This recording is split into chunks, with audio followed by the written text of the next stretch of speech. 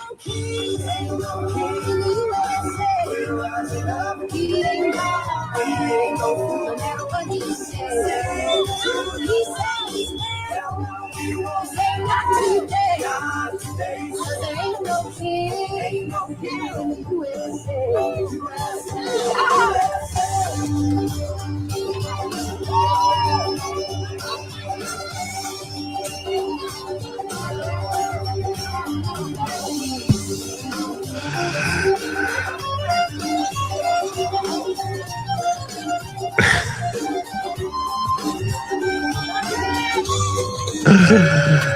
Oh, wow. You go, girl. You go, girl. You go, girl. Oh, my God. Good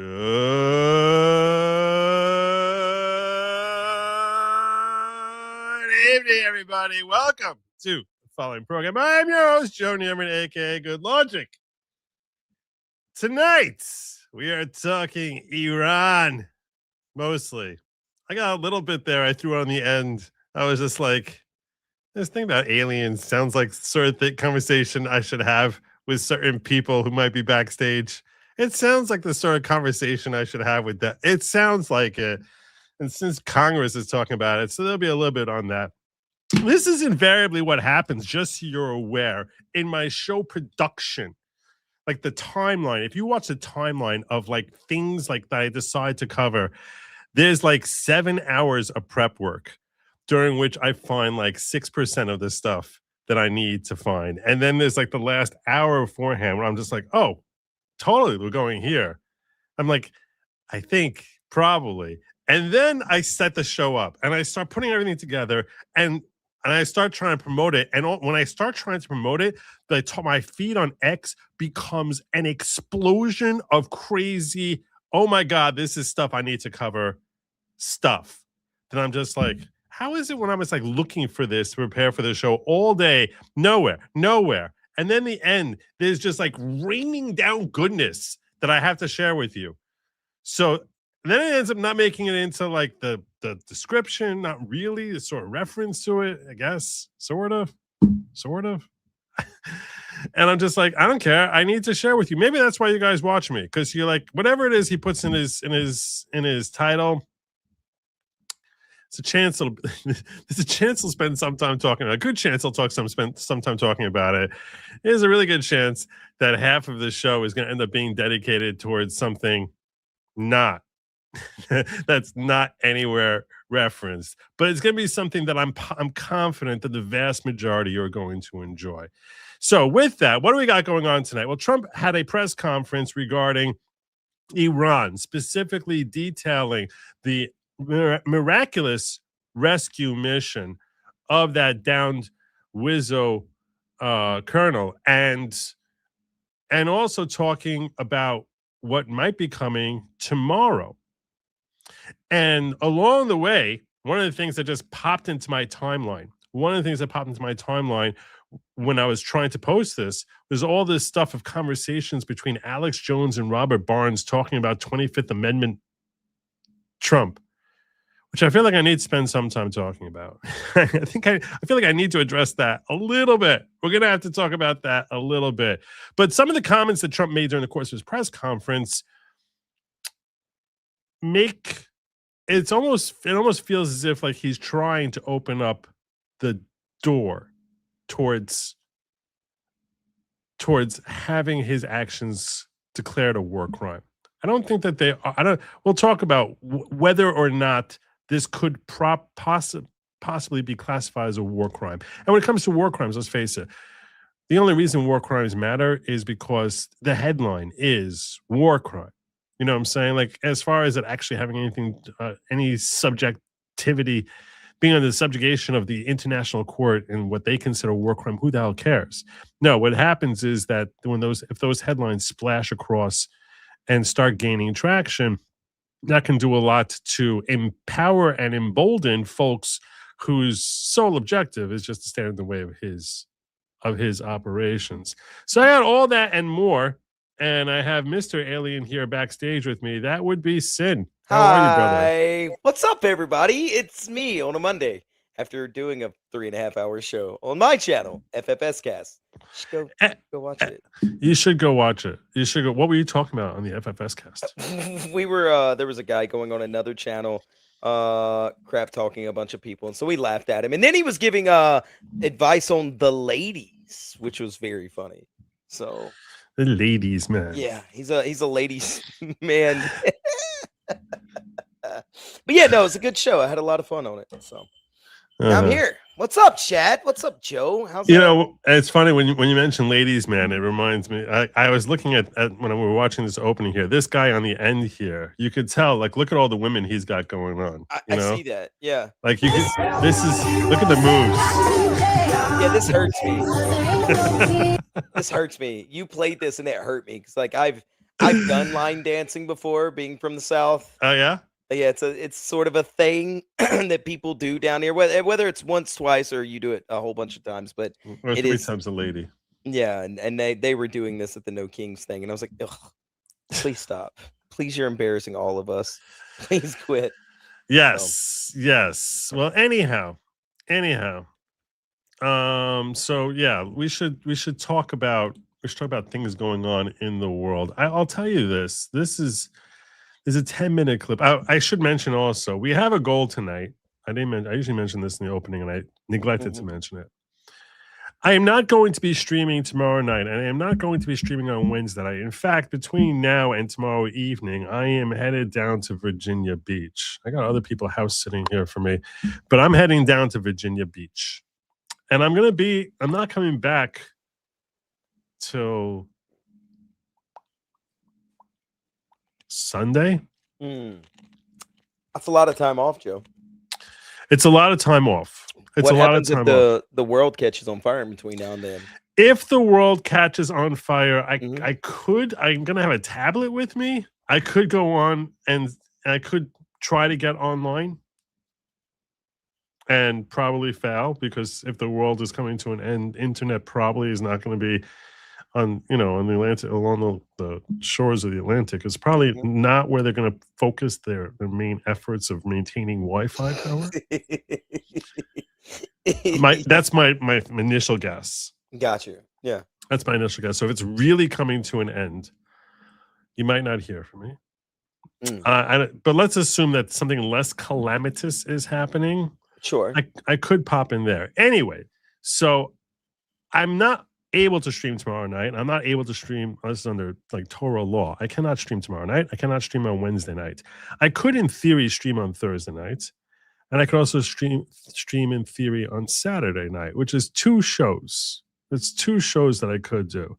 But bringing my studio down to Virginia is not simply a lot of work, but it's also, I always feel like this concern that like my hard drive, like I've got like a glass cover hard drive, that's gonna shatter, or like every time I move it, I'm just like, oh my God, please God, don't let it break this time.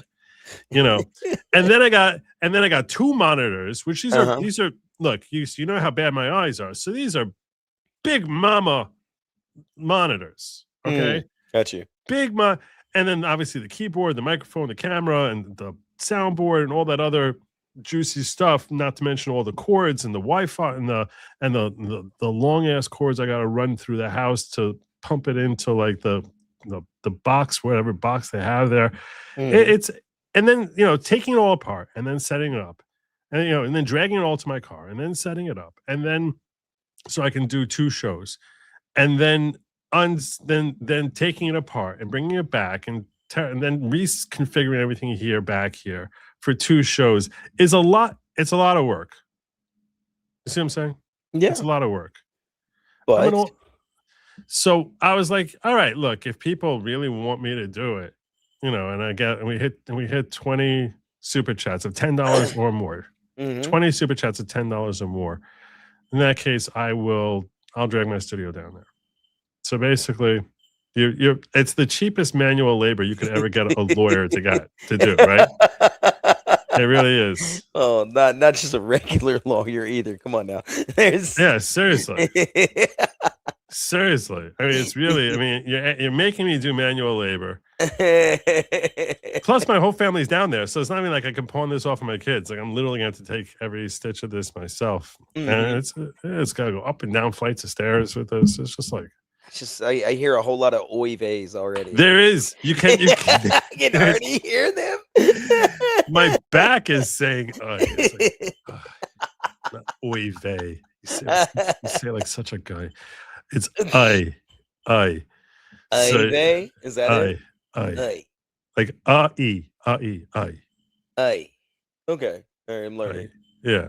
Eventually, I'm going to infiltrate. I'm going to pretend to be one of y'all, and I'm going to know how to say everything. Yeah. Speaking of which, I like to make a poll.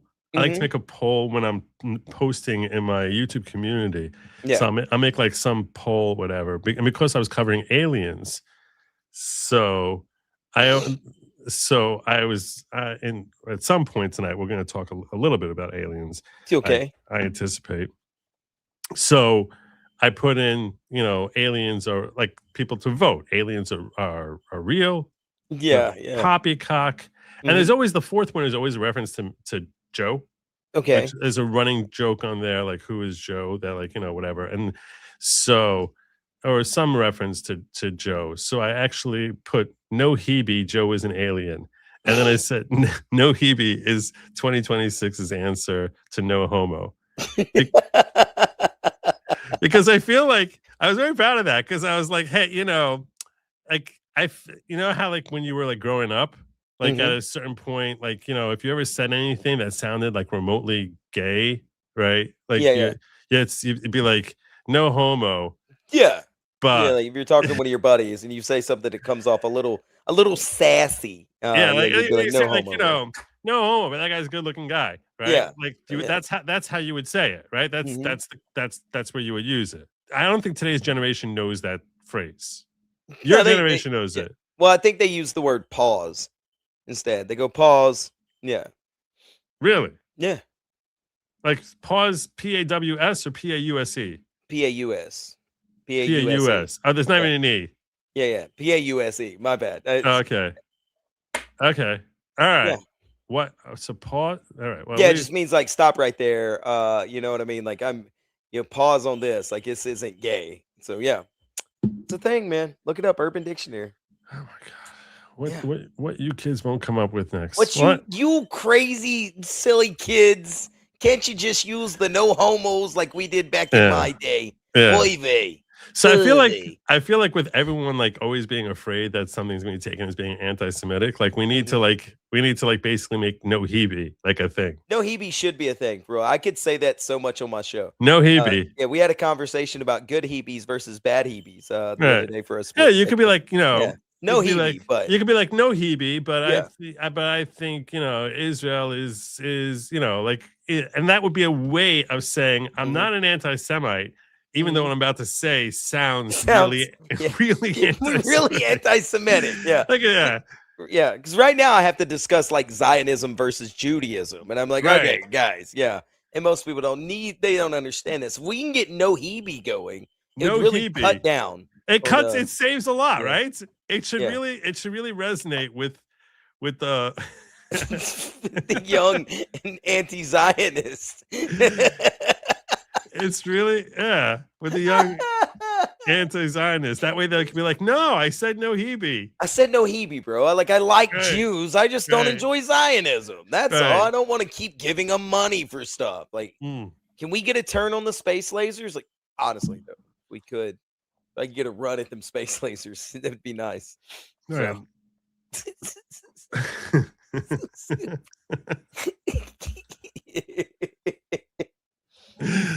You can so see how like it would be abused though. I voted no Hebe, by the way. That's what before you even said anything and explained it, I was like, oh, I'm voting that one, of course. Right. So, right. I'm disappointed it's only got 10%. Nancy Pelosi's very popular on being a lizard person. People really want her to be a lizard person. Yeah, she's proof of the lizard people. Yeah. But so I was just like envisioning like someone saying like no Hebe, but like Hitler should have killed lots more of them. Like, no Hebe, but like he really kept those trains running, like I could see it totally being like abused. Yeah, now you're giving me good ideas that I can use to make people go, wait, what'd he say? Hold on. What that guy? First, we need to mainstream no Hebe. Yeah, we've got to get that out there. I'm gonna start using. We got to mainstream it. I am now clocking this on the trademark on no Hebe. Got you. Of course you would. Of course you would trademark it's the it. No Hebe, but I'm gonna trademark the word. You just use it right. You just use it right. But I can see people like really abusing it, which would be like almost like when someone's like, someone's saying no homo, but I really prefer kissing men. It's like, no, that is homo. It's pretty homo, bro. No, that's really homo. Try not to kiss men. All right. So like someone's saying like that would be the equivalent to this. It'd be like, no Hebe. But we just gotta get rid of those Jews already. You just gotta remove all the Jews from the country. That'd be like, that's the equivalent. Well, I think you would like the correct way to say that would be like no Hebe, but there really are a lot of Jews in banking, right? Like, right. Yeah, that would be work. okay. That would work. Yeah, but getting rid of them, you're not using it properly. Right. If you're talking about getting rid of them, then you're just trying to cover with the no Hebe. The same way the dude with the no homo. No homo, but I really like kissing guys for the fun of it. Yeah. It's like, no, that's exactly what homo/Hebe would be. So oh, that's that. Hey man, you trademark it. I'll put it on a shirt. I'm gonna. Yeah, I was just thinking I need to get a line of shirts. Fourth wall, man. Go start your fourth wall. It's free. So. Anyway, no Hebe's got to be coming. Let me catch up on some chats before we get into some of the news going on from today. Joe, you keep me sane when world catches fire. True. Oh, that's very kind. Thank you, Tammy. I don't know what to tell you for the next 5 days, unless we hit our goal tonight. If we hit our goal, I'll be dragging my this whole kit and caboodle that you can't see, but is sitting in front of me. I'll be dragging this to Virginia Beach. If not, I'll be like, all right, you know what? Take a couple days off. Maybe I'll do some locals, do something like that. Because on locals, like I wouldn't be able to share a screen, but I could sort of pop my face in there, and remind everyone I'm alive. Yeah. Why brings you to my neighborhood in Virginia Beach? The Ashley Turner's asking me. Oh, well, it's the holidays, and so my wife's family all congregate there for the last days of Passover.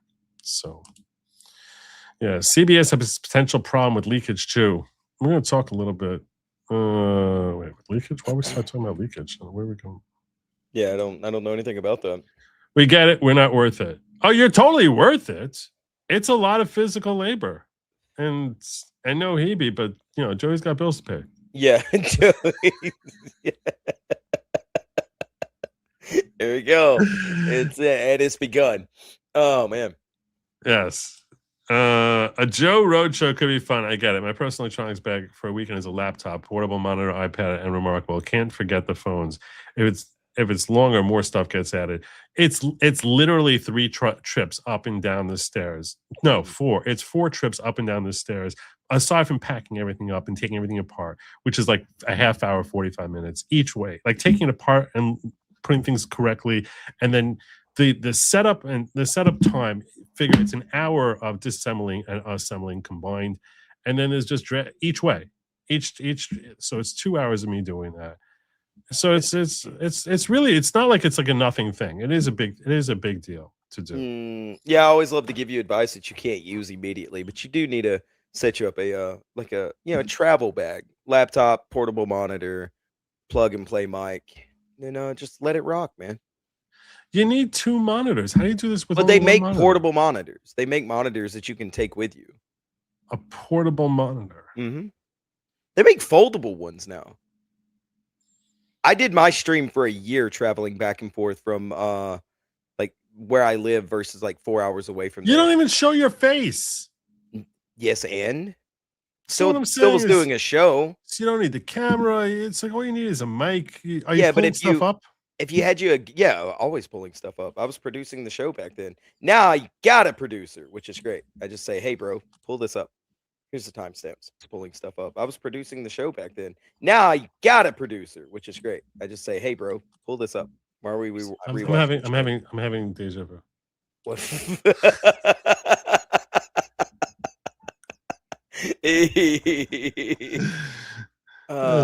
Yeah, no, you can do it. You can set you up a good little go kit. Yeah.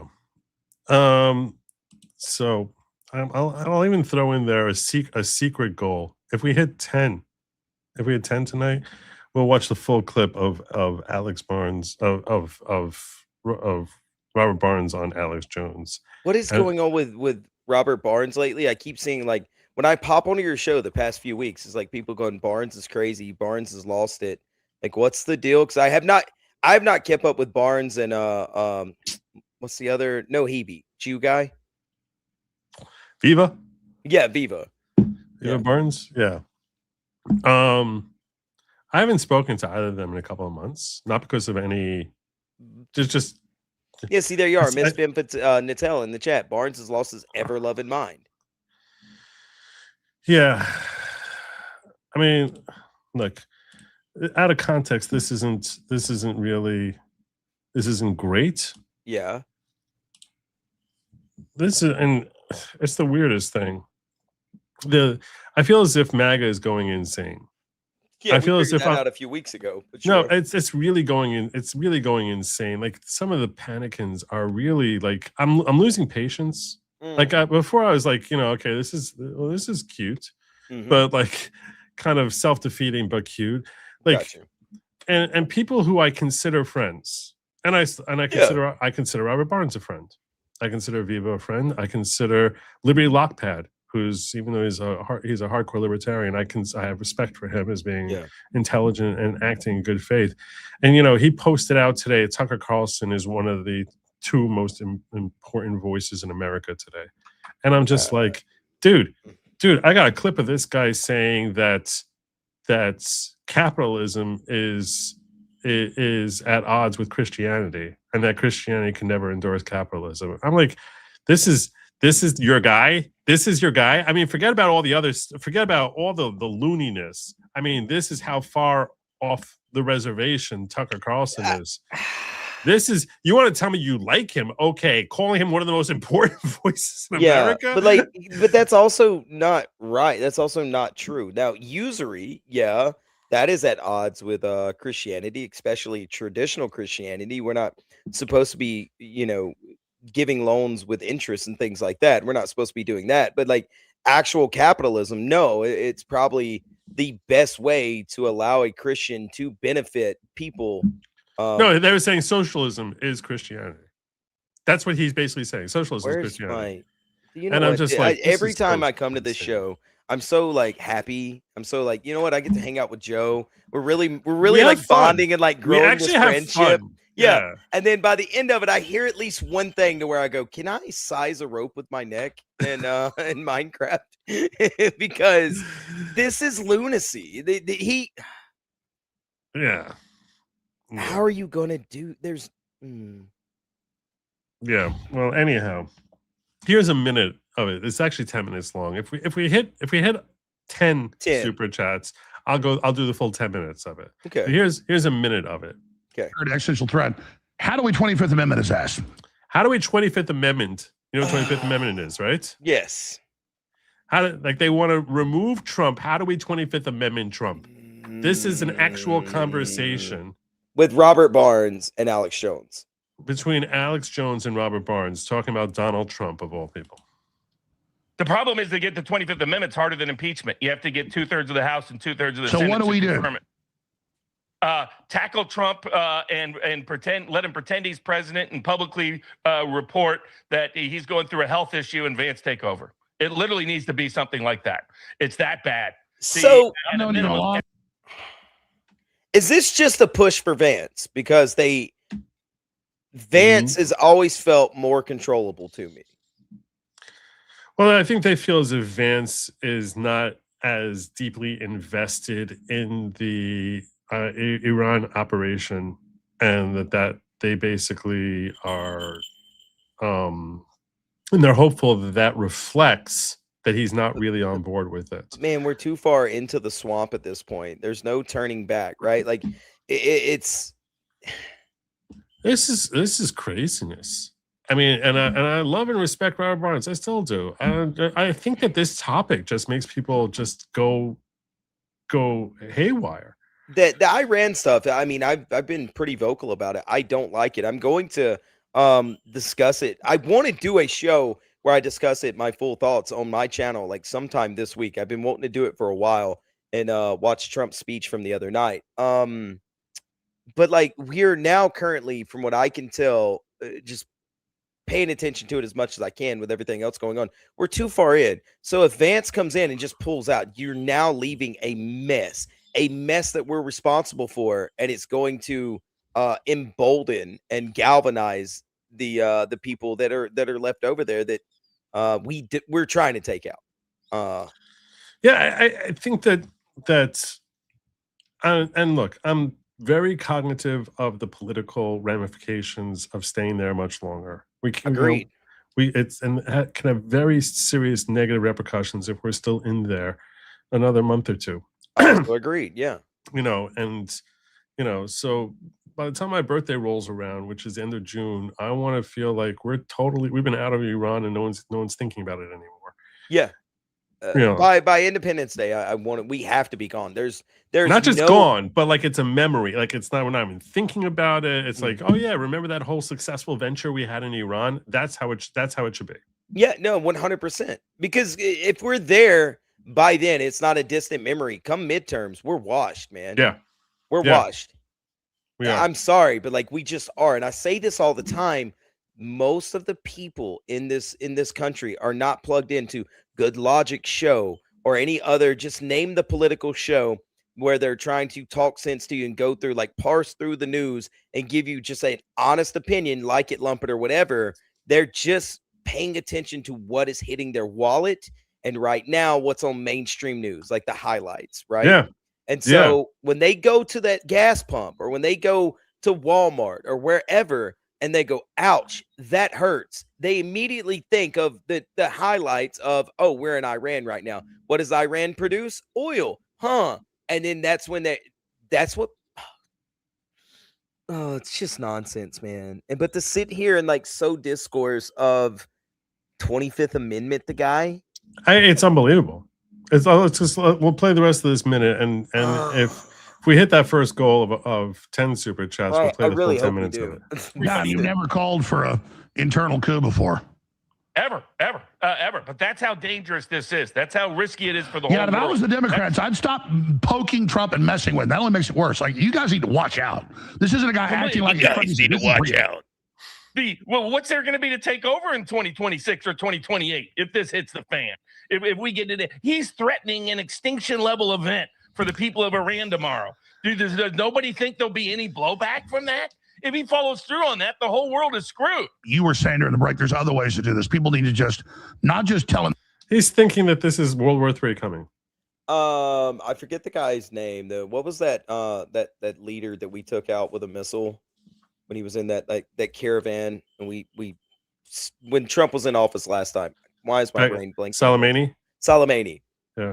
Was Alex Jones, how did he speak about the Soleimani thing? Because I know some of the political pundits that I listened to at the time were freaking out in the same way. They were like, oh my God, what you just do, I can't believe you would do that. That's going to cause a war. And then it just disappeared because he didn't fan the flames anymore. Yeah, because he didn't fan the flames at all. I don't remember what position individuals took. There were some people like that. The much bigger screaming was when we did the bunker busters in July, where Alex Jones and Robert Barnes were basically talking about how we're about to go into a world war. And here's another call. It's like at some point, this is why they got the nickname Panicans. It's like they think that Trump isn't gaming this out and has no idea what's happening. The guy who has basically outmaneuvered every other world leader for the last 6 years has no idea how this might play out. It's astonishing to me how people are just so blind to just how much success he's had, that when they see him in a new situation, they think that he's addled or he needs to be he's crazy. He's being Trump in the best possible way that Trump is Trump. And you know, do I want this to end soon? Yes, of course. Yeah, I'm I sure- never wanted us to go over there to begin with. No, and I can appreciate that perspective. Yeah, If you- but we're there I- now. we are there now, Yeah. and at a certain point you're like, you know, I mean, I shared a link yesterday, which people have been talking all about today. It was all over the news today about Joe Kent sharing out how he was retweeting basically Iranian propaganda when that soldier was lost, the WSO guy was a colonel was downed. Yeah. He retweeted out that America has abandoned him and is trying to kill him by bombing the area he's in. Like, this is what Joe Kent retweeted out. And it's just like, he quote tweeted it saying, you know, let's pray for his safe return. But why are you sharing this Iranian propaganda that that's what we're doing when that was never at all what we were was actually happening? Quite the contrary. They say Trump locked himself away for 7 hours to try and ensure that that the whole strategy for how we were going to get him back was to oversee it himself, the whole plan to try and rescue him. And that's a lot of what he talked about in his press conference today. So, like I said, we hit that first goal, which I think we might have hit it because I see Brian Oldenkamp came in here. Barnes already is like bloviated himself for a while. I always thought that like he leaned a whole lot on like some of the cases that he's done, not even that he won them, right? The Wesley Snipes case, I always heard him talking about. And he sort of talked himself up with that. And it was like, yeah, that was an injustice, yada, yada. But at this point, I think my initial gut opinion on him may be true, that he's just a bit of a loon somewhere along the lines. And I'm gonna push back on that. Okay, Sure. I'm gonna push back on that, and I understand a lot. And thank you, JH. I'm gonna check that in a moment. Yeah, what I would tell you is, well, I mean, you know him personally. I don't. I've never met him. I've spoken to him on the phone, Gotcha. and I've emailed him, Uh-huh. but I've obviously appeared with him on camera, many times. And I would consider him. I consider him like an internet friend. Got you. Okay, I think that's a fair way of putting it. An internet friend. And I don't backstab or betray my friends. And I'm not going to sit here. You can express whatever opinion you want on him. I'm going to tell you right now, I think that a lot of what he says is insightful and that he can be entertaining and engaging. I think his position on this is out in left field, wrong. And I think that he's approaching it in the way that he does, which is, being very, what you would call bloviating. Yeah, like not, but also like, adamant, like this is the way it is. And, that's part of why people like him. Yeah. Yeah. I think is that what people call bloviating. I think people like that he's takes such a pronounced stand on things. But, I just, this one defies logic to me. Got you. Okay. It just utterly defies logic. I mean, you know the guy more than me, just like you know me more than he knows me. Right. You know what I mean? So I would expect that if he said something like, "Oh, that Sin guy is," just insert whatever, that you would say the same thing. So yeah, I get that completely. Because I just know what I've seen on the internet, and I've seen a lot of like verbosity from it. Right, and I'll tell you something else. A large part of it is that, if I have a healthy relationship with someone, like, people were mad at Megyn Kelly that she wasn't like bashing Candace Owens. Yeah. Okay. And I don't think you have to bash Candace Owens. You can say, maintain a friendship with her, and you just say, look, I like them. I have a personal relationship with them. On this issue, I think that they're insane. I think that their take on this is really terrible. Like, just ridiculously terrible. Yeah, okay. You know what I'm saying? But like, I'm not going to sit here bashing him because that doesn't mean I have friends who live down the street from me who, like, I really like them, and their opinions on some things are just really terrible. You know what I'm saying? So like, it's like, just because it's an internet person who people hear him. So I think I'm being a fair, good faith actor to my audience by basically saying, look, you understand the nature of my relationship with him. And what I'm telling you, I'll tell you if I think he's wrong. And I think Megyn Kelly was terrible for not coming down hard on Candace Owens for the way she was ridiculously, relentlessly attacking Erica and Sure. trying to sabotage TPUSA. So what I would say is, yeah, okay, that's, but my take on it is I'm going to call out my friends when I think that they're wrong and say to you and to anyone who asks me, I think that their position on this is insane. Yeah. I mean, as you should too, because like I in the Comicsgate space, we have some bad actors, and that's the guys that I cover, right? And I always say, people are like, well, why aren't you going after these other people or doing these other things? And I say, well, I think you should worry about cleaning your own house up before you go after your neighbors. And tonight on my show, one of my guys that's a panelist made a mistake and just done this. I called it dumping his purse out about his feelings on something. And I was like, you shouldn't have done that. It looked bad. It just looked bad. It looked like you cared more than what you should have. And it, it reflects on all of us. And so, yeah, no, I don't disagree with you on that. And on all of us. We'll see. Yeah, we did hit our 10 goal, courtesy of Brian Olenkamp coming in here and just dropping not 1, not 2, not 3, not 4, but 5. God bless you, brother. Yeah, I'm excited for this. Pushing us towards our goal. God bless you. Brian is awesome. Every show needs a Brian Olenkamp. I wish for you, my friend, a Brian Olenkamp. I've got a couple of them every once in a while. They're pretty good. Yeah, I know. And most people, I understand that most people can't do it. So, they just don't have the means. I know that there are people out there who never sent a single super chat who are in here religiously, and I love and respect them the same, because they keep me going, as far as that I just feel like my coming out here matters to them. Yeah. You know what I'm saying? Yeah. When you get somebody, when you set a goal and somebody says, you know what, I want to do this, make sure you hit that goal. It really is a good feeling. I appreciate all my chatters, and I try to pull up a bunch of them that never pay $1 because they're a part of my community. Right. But dude, every time somebody donates, I don't care if it's a $2 or like a red $100 bill or something. It still blows my mind that somebody goes, hey, I want to give this redneck some of my money so he can continue talking. Right. But I'm like, when I look through the chat here, and I just want you all to understand this, I know that people are here every night. I can pull up their names here one by one, the ones who just happen to be in the chat right now. And these are people who are here pretty religiously. And I'm literally going like in order here, of just running through my chat of, just a section of chat. And it doesn't, and you being here on the regular is so important. And so just people shouldn't think I'm ignoring the ghetto. That's why I gotta bring up Jacob.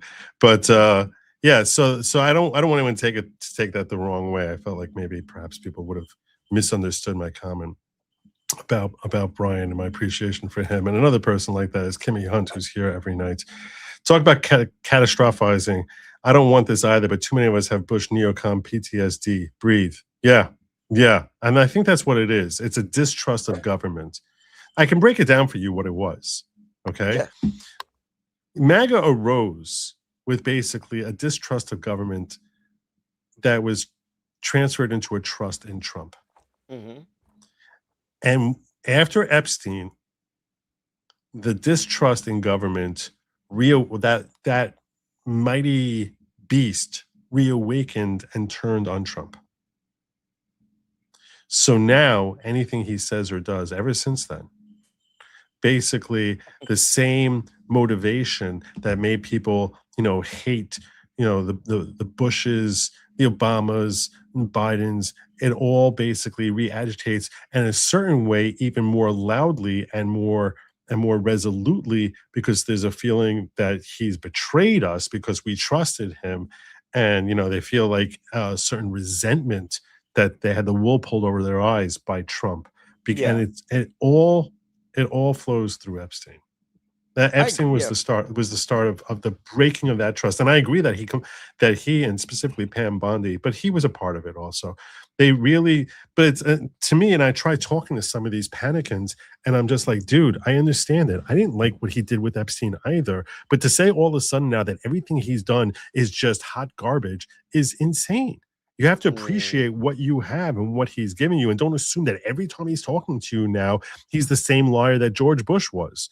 You know, and that's how they look at, that's how they view him, and it's frustrating. It's frustrating, and I actually feel sorry for them, because I'm like, you're not appreciating having this phenomenal president in office, and the next president, whoever he is not going to be as good. They're turning and hoping they're turning their eyes to JD Vance. I'll tell you right now, the reason I think JD Vance is being quiet is not because he doesn't agree with the attack in Iran. He likely agrees with it, but he's sufficiently politically savvy to understand that he is best positioned if he just remains, quietly, quiet on this whole topic.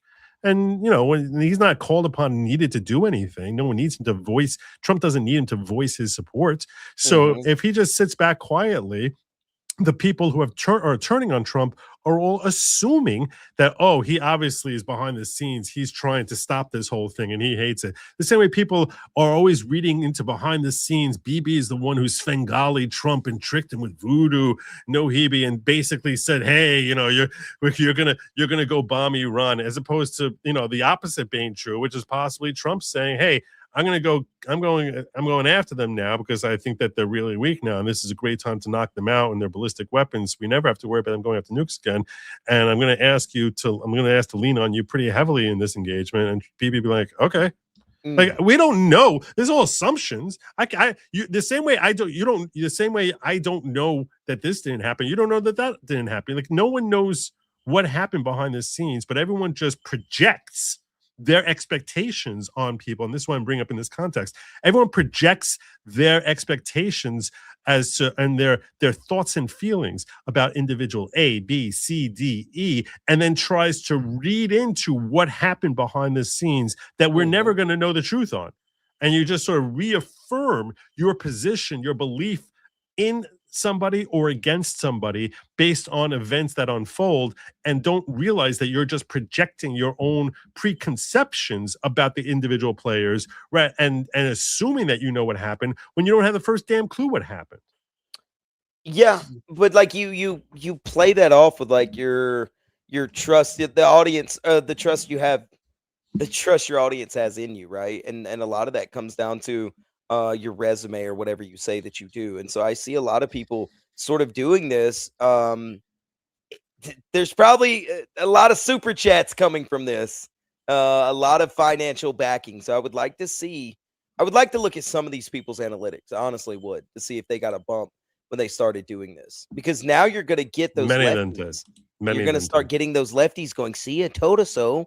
I told us so. And then, hey, here's $100 for finally seeing what I saw. And, you milk that gravy train as long as you can, Yeah. And by the way, you know how, like, when Adam Kinzinger went to the left, it's like the other side loves when they feel like they captured a general from the opposition, who's now on our team.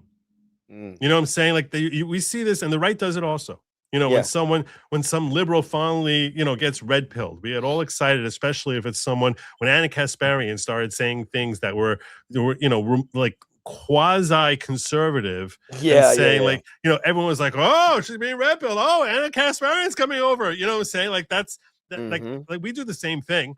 So that's why when the left sees a Robert Barnes saying, attacking Trump, or Alex Jones attacking Trump, that all of a sudden they just start embracing, saying like, oh, thankfully you finally woke up. That's their perspective on it. And, and they get that love. I just think that whatever. To me, this is about sharing my opinion, not making money. My wife asked me why I'm in a business that's like that. Well, I said it's not on my show because it was like a slow no Hebe night. About my wife, but it was no Hebe about my wife. But no, it was a slower night on like the super chats or whatever. But we had a pretty big weekend, but it was a slower night, and I was like, man, I would still like cover this guy and make fun of this guy because he's such a POS. Whether there was 2 people or 117 like there was. I just would. So I get that. Sometimes you gotta share your opinion on something, no matter if it's profitable or not. Yeah. Yeah, and hopefully eventually people will the world writ large will better appreciate someone who's just trying to give you the world, As and they see it. yeah, From as my they see it. perspective. Yeah. Yeah. And I know I skipped some chats. I want to catch up on them. I sort of went out of order. So I'm gonna just I'm gonna run through from the top really quickly. The ones I know that I went through these, but I just want to make sure I don't miss any. So I'm just gonna run through them really quickly. Go ahead. I'll be right back. Yeah. Yeah, this one I got.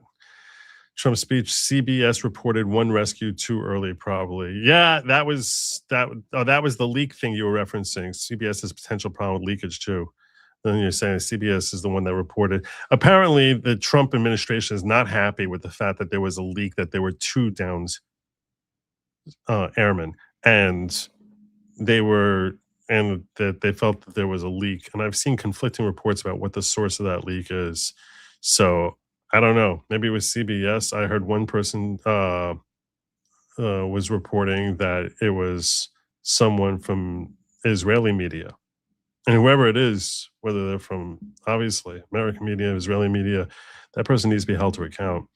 Although you wonder how someone from Israeli media got there, would have gotten that information. And that's a scary thing. That needs to be clamped down, because that could have cost lives, and that's serious. People thought that they could control Trump or had a big influence in him. They're mad that he isn't a robot. I do think that that's possible. You're saying so, like the influencer circle felt like they could actually push Trump to do something, and they're frustrated that he's not following. Perhaps. I know Alex Jones did, because he said that basically I got him elected the first time and was doing all these things, like he sort of had his ear a little bit. So Local chat, because you get more. Thank you. J.H. Schwalbach says, let's give him the horn here. 25. Joe, okay, I just spent a week in the hospital. Oh my God. They took out 6 inches of my colon, had no food for 5 days, and I have a 9-inch cut in my stomach with staples. Oh my God. As my people would say, refuah shlema, which means you should have complete recovery. The only thing that kept me going is knowing you were there when I got out. You can do a show or 2 over the next week. I believe in you. Oh, see now. Diverticulitis. Yeah, that's a bitch. yeah, it's not good. I think that comes. I'm not sure. I think that comes from too much spicy food. I thought diverticulitis was basically like a hernia in your intestine. Like spicy food can.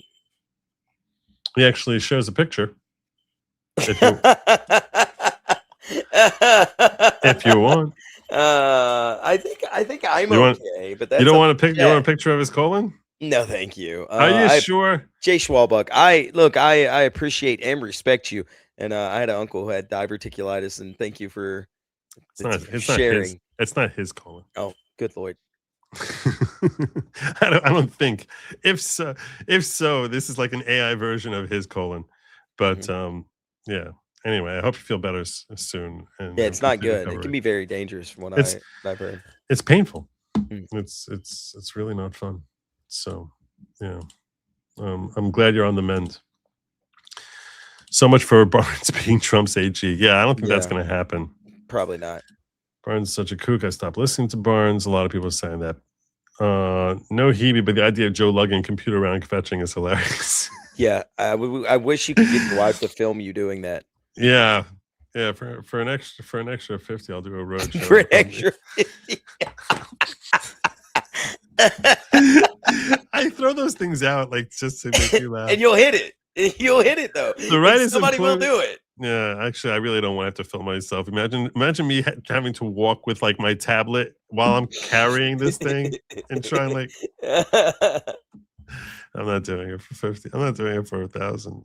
I just couldn't. The right is imploding on ourselves. This is nuts. What are they gaining by turning on America? Oh, you want to know what they're gaining? Click, click, click, click, click, click, click. 100%. Click, click, click, click, click, click, click, click. You know how rich Candace Owens has gotten from Charlie Kirk's death? Do you know how fabulously wealthy she's gotten from that? So much money. She was saying how she had something like 100 million clicks on YouTube this year. Good Lord. That's a lot. You basically can take off a zero for how much money she's made. That's and that's just from YouTube this year, meaning in the last 3 months. So yeah, there's a lot of money. There's a lot of money. It's disgusting, but yeah. And I want to be clear. I'm not alleging about any specific person. I will allege about Candace Owens, but I'm not alleging that's their motivation here.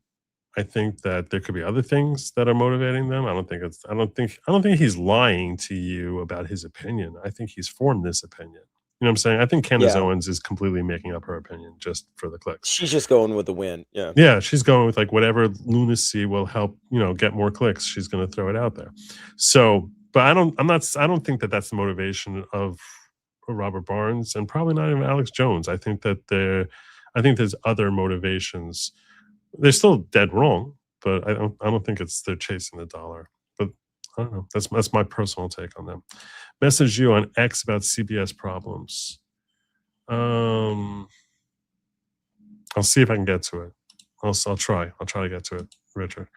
These people talk WEF, how bad banking system is bad and the New World Order is not good. Taking out Iran will lessen all those powers. They're lost. I agree with you totally.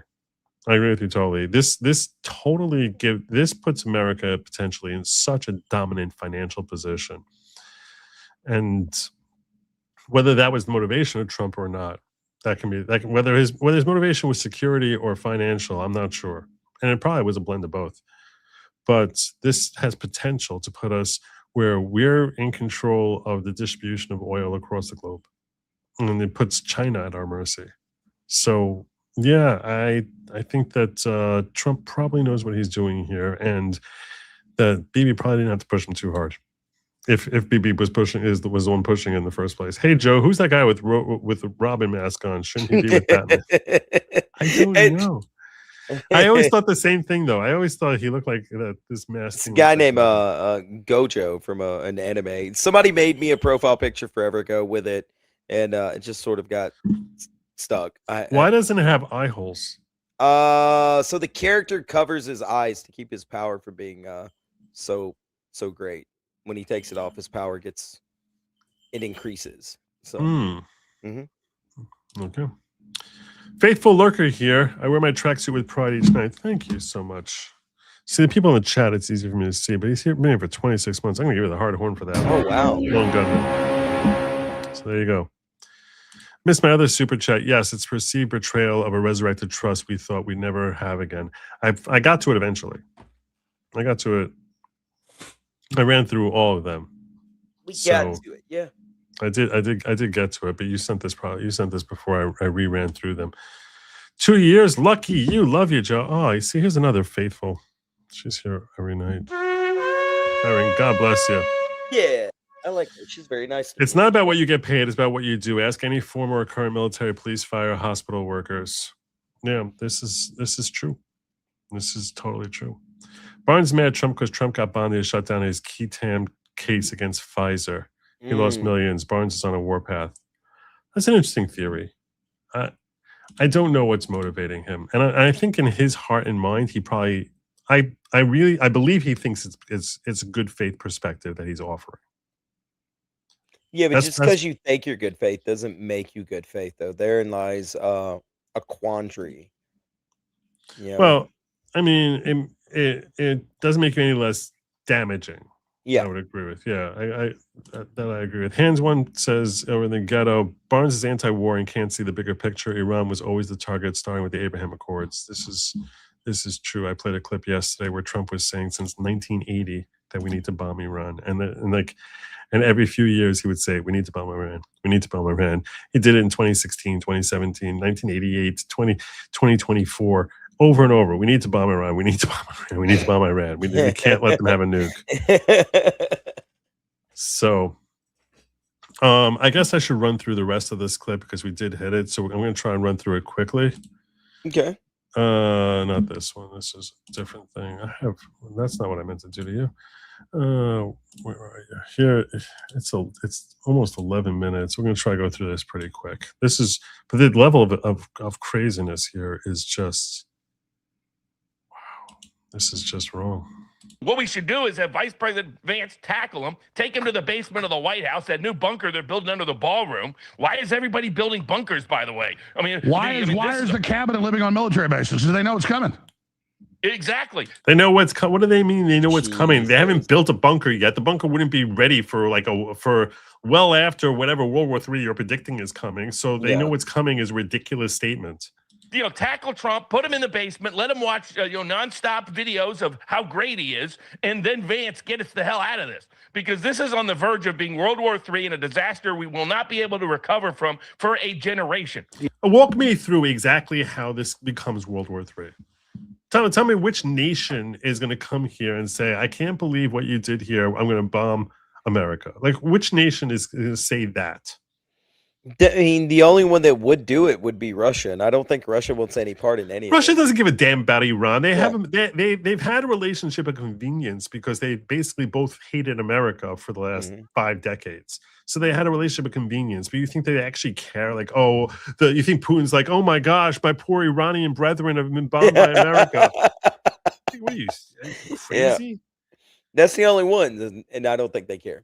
I just don't think they care at all. It's ridiculous. So where's World War III coming from? You think France is going to be like, the Americans, the stinking Americans bombed Iran. Bombed Iran, yeah. we will go to war. As if like anyone would be afraid of the French. But, oh my God. World War III. Who's bringing World War III? You think Iran? From like little bunkers with their ballistic missiles, which basically go in a wonky direction for 3,000 miles and hit like just a random farm somewhere.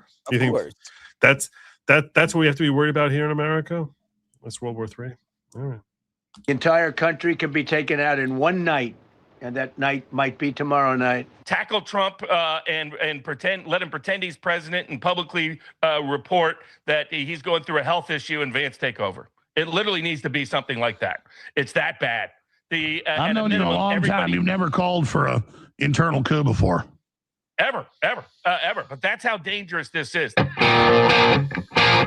In this, these guys grew up, MBS and MBZ, the respective leaders of Saudi Arabia and the Emiratis, believe that they have to take out Iran for their future to be controlled. But even the crown prince is now acting like he wants an end with Putin. Oh yeah, it's both. He's trying to play. But what happened is the Saudis greatly exaggerated their. These guys grew up playing Call of Duty. They think war is a video game. These guys are nuts. The Bibi is nuts. The Saudis are nuts. The Emiratis are nuts. We got to divorce them now. And the president has lost his mind. I mean, literally. Just divorce Saudi Arabia, UAE, divorce all of them. Divorce all of them. Jesus, man. Yeah, they grew up playing video games, guys. It's they all want to go over there and start doing no scope headshots. It's a wild.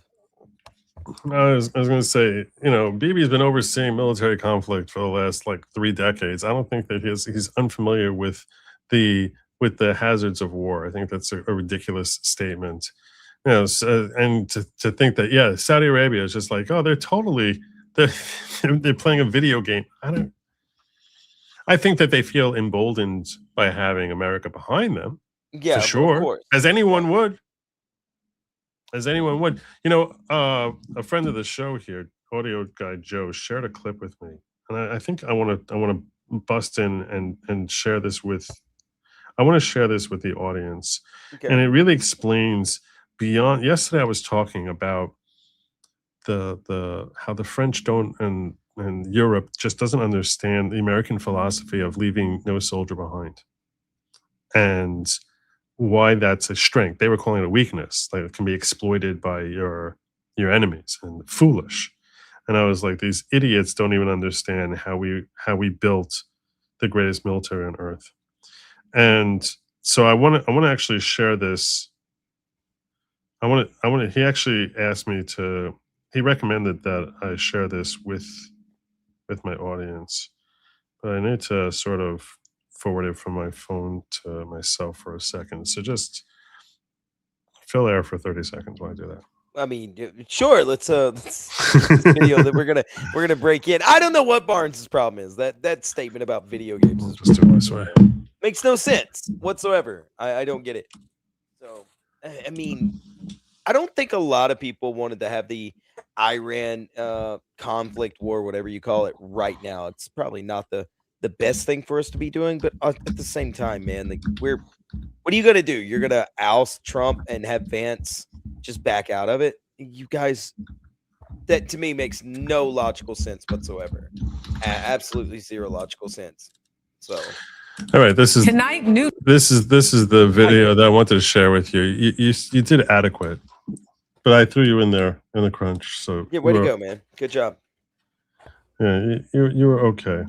There's a story that this guy is about to tell over here, which is just really explains our combat search and rescue efforts and the philosophy that we have in America. And it was just it's actually a very moving thing that I think it's worth spending a few minutes listening to.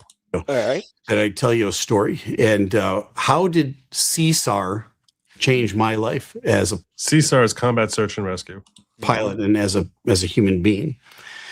Well, way back many years ago, this is back in early 1984. I hadn't even been trained as a pilot yet. I hadn't had my first flight for the Navy, but the Navy gave me all of my training. And to get qualified to become a Navy pilot, I had to get commissioned as an officer first.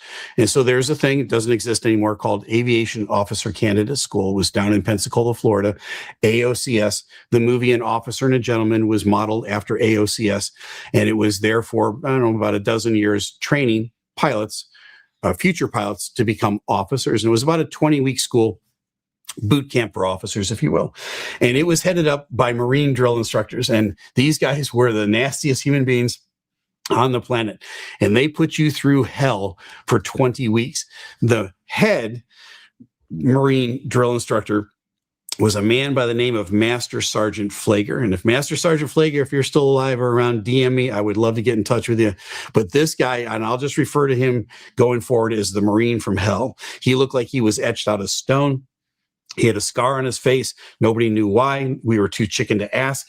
And he was the head of all of the other little demon Marine drill instructors that made our lives miserable for 20 weeks, but turned us into men and got us ready to become pilots that would follow the model of the pilots that came before us, that no airman ever gets left behind, and to adapt and overcome. And I was at the end of my training. I had made it through the entire 20 weeks. We started with 70. This is really, I'm telling you now, this like really makes you pause and think philosophically, emotionally about what America is. And this is, he's about to pose a really interesting philosophical question, which really America has taken a position on, as he's about to explain. But pay close attention to this story. 22 candidates in that class. We ended with 28, and I was one of the 28 that was remaining. So there was a lot of attrition. That tells you just how intense this training was. And I had basically 24 hours to go. The next day I was going to get commissioned as an officer. Then I was going to get my flight school date and start my flight training. So I was done. I was there. I made it, right? At that point, Master Sergeant Flager calls me and all of my other classmates down to the classroom. And I thought, oh, brother, here it comes again. You know, just one last humiliation. I'm up for it. I don't care what it is. I've made it this far. I'm not quitting now. And I thought one more final humiliation is coming my way. So everybody marched down to the classroom. We were instructed to sit in our seats. We did. And Master Sergeant Flager came in, but his mood was different that day. He was kind of calm and not the irate guy he had been up to that point. And he just sat on the corner of the desk and he said, hey, I want to tell you a story. So that's interesting. He's never kind of opened up that way to us before. And he said, tomorrow this time, you'll all be commissioned officers in the United States Navy. He said, my time with you has ended. He said, I can have no more training with you after today. He said, but starting tomorrow, it's on you.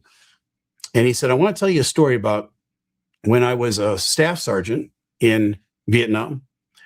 And he said, when I was a staff sergeant in Vietnam, I was in charge of a small unit of men that were involved in a CSAR operation, Command, Search, and Rescue. And he said, my unit of men were all very young. He said they were young Marines, 18, 19, 20 years old. They had been trained to go behind enemy lines and retrieved pilots who had been shot down. And he said, I did this mission many, many times, and I took many, many of these young Marines. And he said, my job was to get them psyched up to go behind enemy lines at risk to their own life to retrieve a downed pilot. And he said, it didn't make any difference whether the pilot was dead or alive. The trip got made anyway.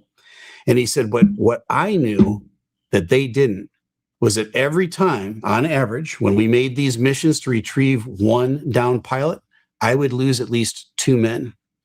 He said, I knew that evening that 2 of those young men that I was facing and getting all psyched up to go retrieve a pilot would be in a body bag later that night.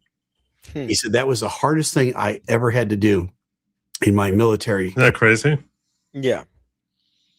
It is. Career. He said, now that my training is finished with you, he said, I want to ask you a couple of questions. He said, knowing what you know now, that if you ever get shot down behind enemy lines and somebody's going to come for you, it's not a matter of if, somebody's going to come for you. And on average, 2 other people are going to sacrifice their life to retrieve you. He said, it wasn't whether the pilot was dead or alive that bothered me. He said, what bothered me most was this. I didn't know whether they were worth the trip as a pilot. Are they worth the trip? And then I swear he looked straight at me, but he was looking at all of us. And he said, I've got a question for you. Will you be worth the trip?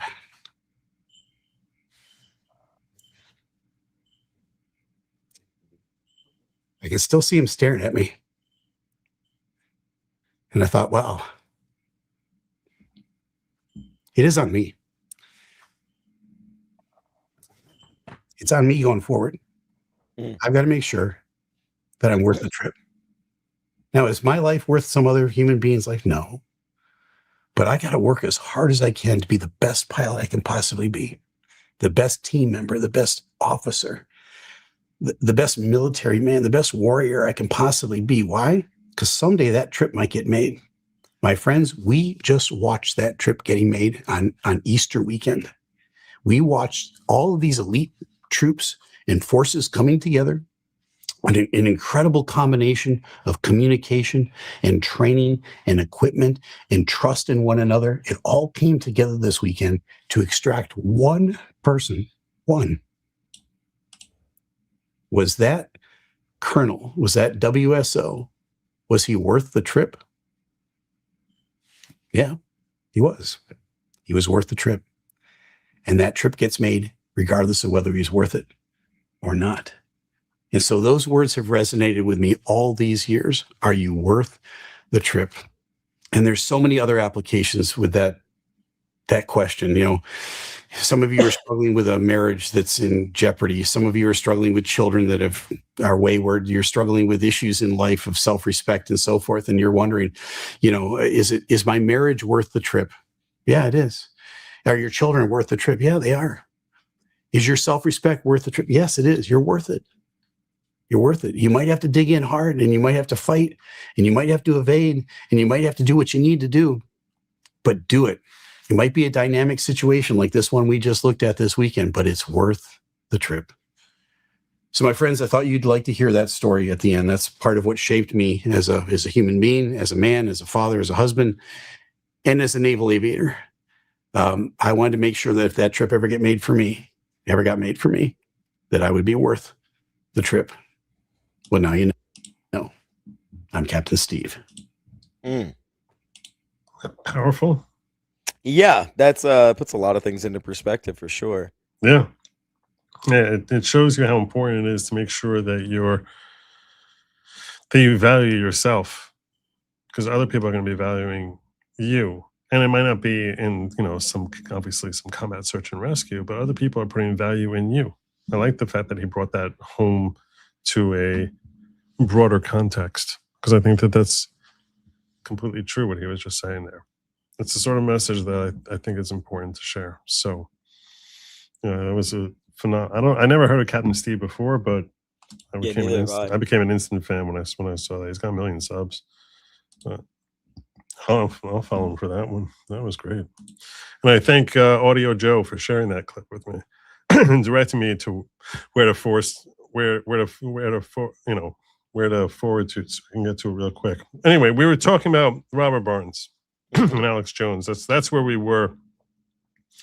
Not sure. I sort of lost my train of thought as to how that was relevant to where we were going. But because earlier we were discussing the colonel that was shot down or whatever, and they were saying that, they were saying that Trump was trying to bomb the area to get rid of him or kill him or whatever it was.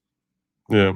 So. All right, let me just catch up on this real quick. Is there someone we can bribe take over all social media algorithms even for a day, turn the tables a bit? LOL. Oh, the fun we could have. That would be amazing. 101 Chinese missiles launched at carrier, 101 shot down. 101 shot D. Dems in the EU been funding a proxy war in Ukraine for years, and they think Iran is World War III. Yeah. It's why that's World War III. When we were poking the giant in Russia, that's not World War III, but this is. More countries were involved with in Ukraine. This is true. Robert and Viva helped me tremendously with my gifts and go. I love them both. The only thing I can do is stand back and pray. Watching MAGA implode is heartbreaking. Lord have mercy. It is. I'll tell you, sometimes I feel frustrated by it.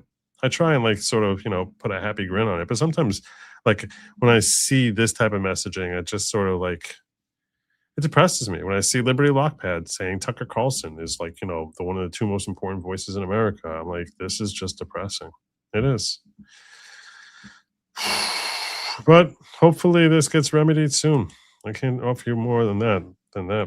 Reverend Ruin, welcome to the following, my brother. Hey, what's going on, Reverend?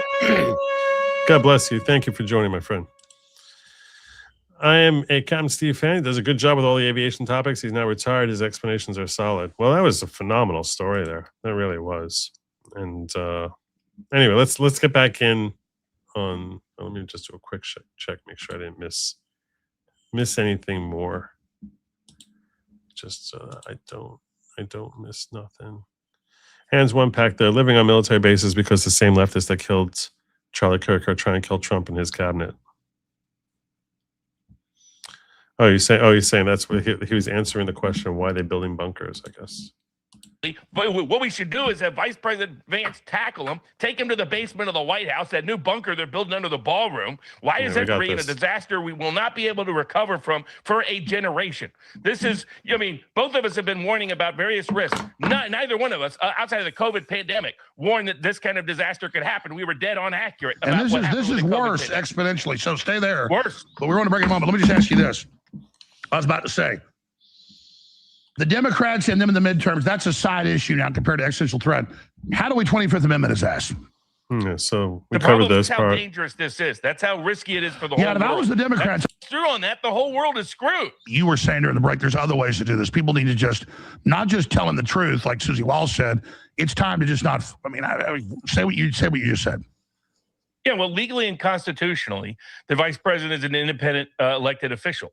The same as legally and constitutionally, the only oath any member of the military takes, any member of the State Department takes, any member of the intelligence community takes, any member of the government takes, is only to the Constitution. It is not to the President of the United States. This is sounding like Captain Mark Kelly. I'm just like, what? What the hell is happening here? What is happening here?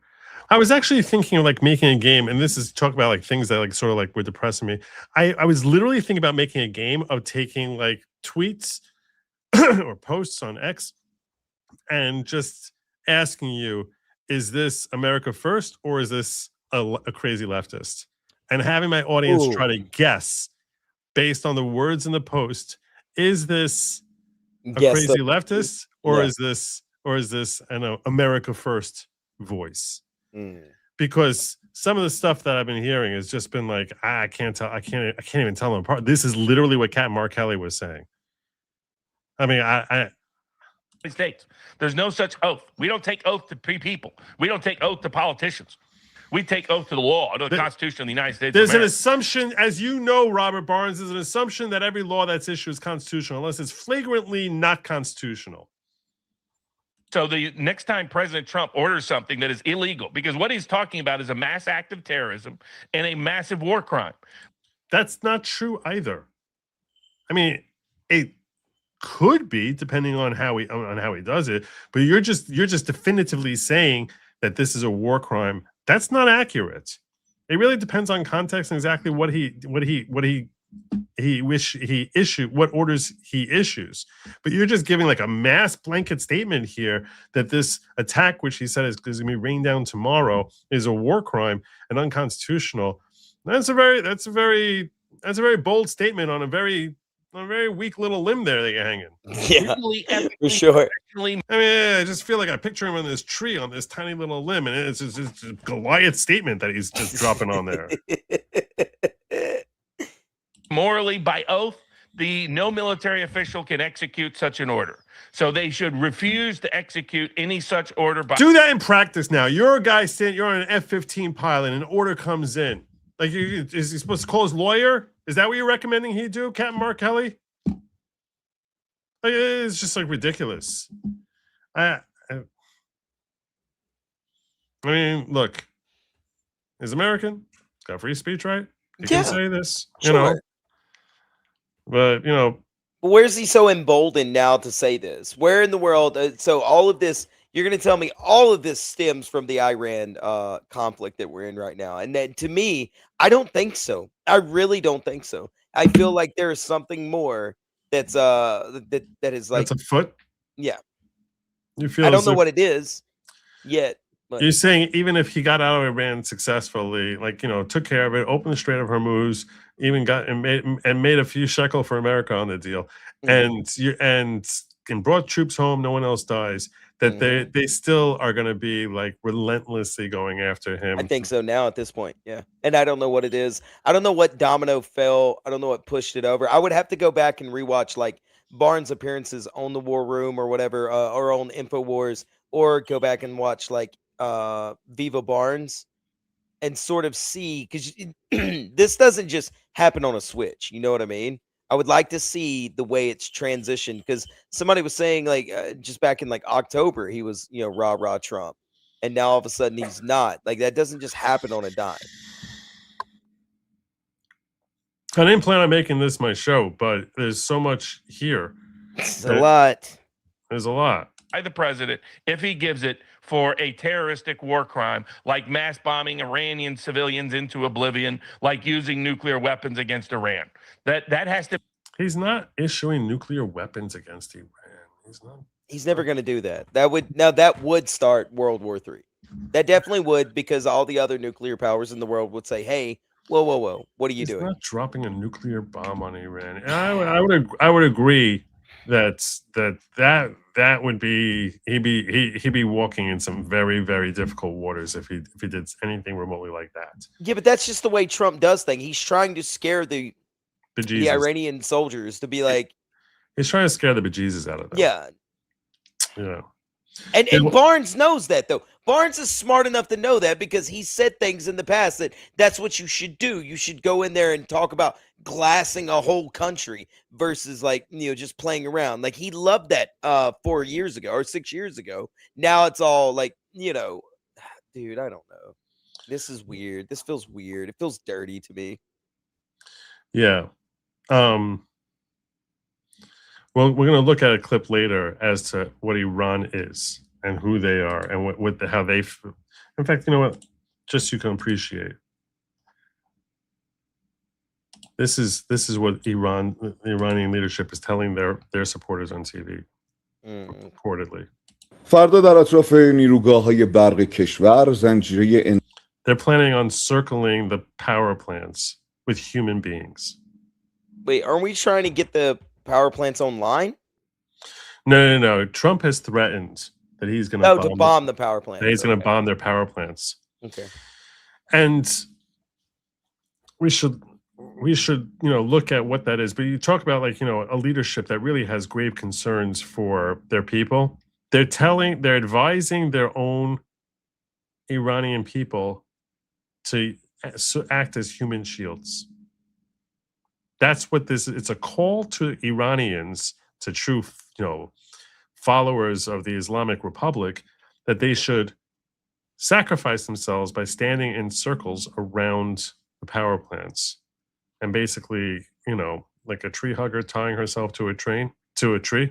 Mm-hmm. So too, that they should do this, that they should circle it and basically bare their chests to bombs that are dropping down. This is the same thing that Hamas said after they attacked Israel. And this was not, I'm not talking about the most recent conflict, going back like 15 years, which only tells you how they were literally working out of the Iranian playbook. I couldn't believe when I heard this, because I remember seeing clips of Hamas leaders getting on TV and saying, "Stan, when you see those when they announce that they're going to bomb your building, you climb up to the roof there and you bare your chest to their missiles." It's like they're hiding off in a foreign country, living on billions of dollars, and telling their people to climb up to the roof of a building that's been condemned to be exploded by the IDF and bare their chest to the missiles. They're always about why would you take that position? Because you don't care about your people, you don't care about their deaths, their lives are meaningless to you. You want the PR of having them get killed. That's what Iran is doing here. انسانی جوانان تشکیل می شود. علیرضا رحیمی دبیر شورای عالی جوانان و نوجوانان کشور در پی پیشنهاد جوانان خلاق و فعالان گروه‌های مردمی از جوانان و چهره‌های فرهنگی، هنری و ورزشی دعوت کرد. I mean, we don't need the volume. I can read it to you, those of you who are like want to listen. I'll read the translation to you. So this way we can just sort of... Alireza Rahimi, the Secretary of the Supreme Youth Council. I'll be right back, Joe. Yeah. After suggestions from people, has invited creative, athletic, and cultural faces to join this human chain. I'll play this a little faster. Near power plants at 2 p.m. Playback speed. Let's do this a little faster. I invite all the youth, athletes, artists, students, faculties tomorrow, Tuesday at 2 p.m. near power plants, which are our investments regarding of political beliefs. Gather around. These are our wealth and belongings. Tomorrow around the country, power plants. So that's basically what they are setting up. Inviting their youth to come out there and die for the Islamic Republic. Really got a flavor for what Israel's been dealing with for the last 20 years. And while we're covering what Iran's position is, they issue their own demands for America. You want to see their demands? Should I wait for him to come back? I'll wait for him to come back on that. We'll circle back to that. We'll circle back to that. Let's go back into this 10-minute clip here. To be communicated. Actually, before I get back into that, let me just cover this. Regarding the bunker, why wouldn't they have a place to protect guests? I don't know. Imagine him in the military. Yeah, he probably was great. I used to respect and join Barnes' takes.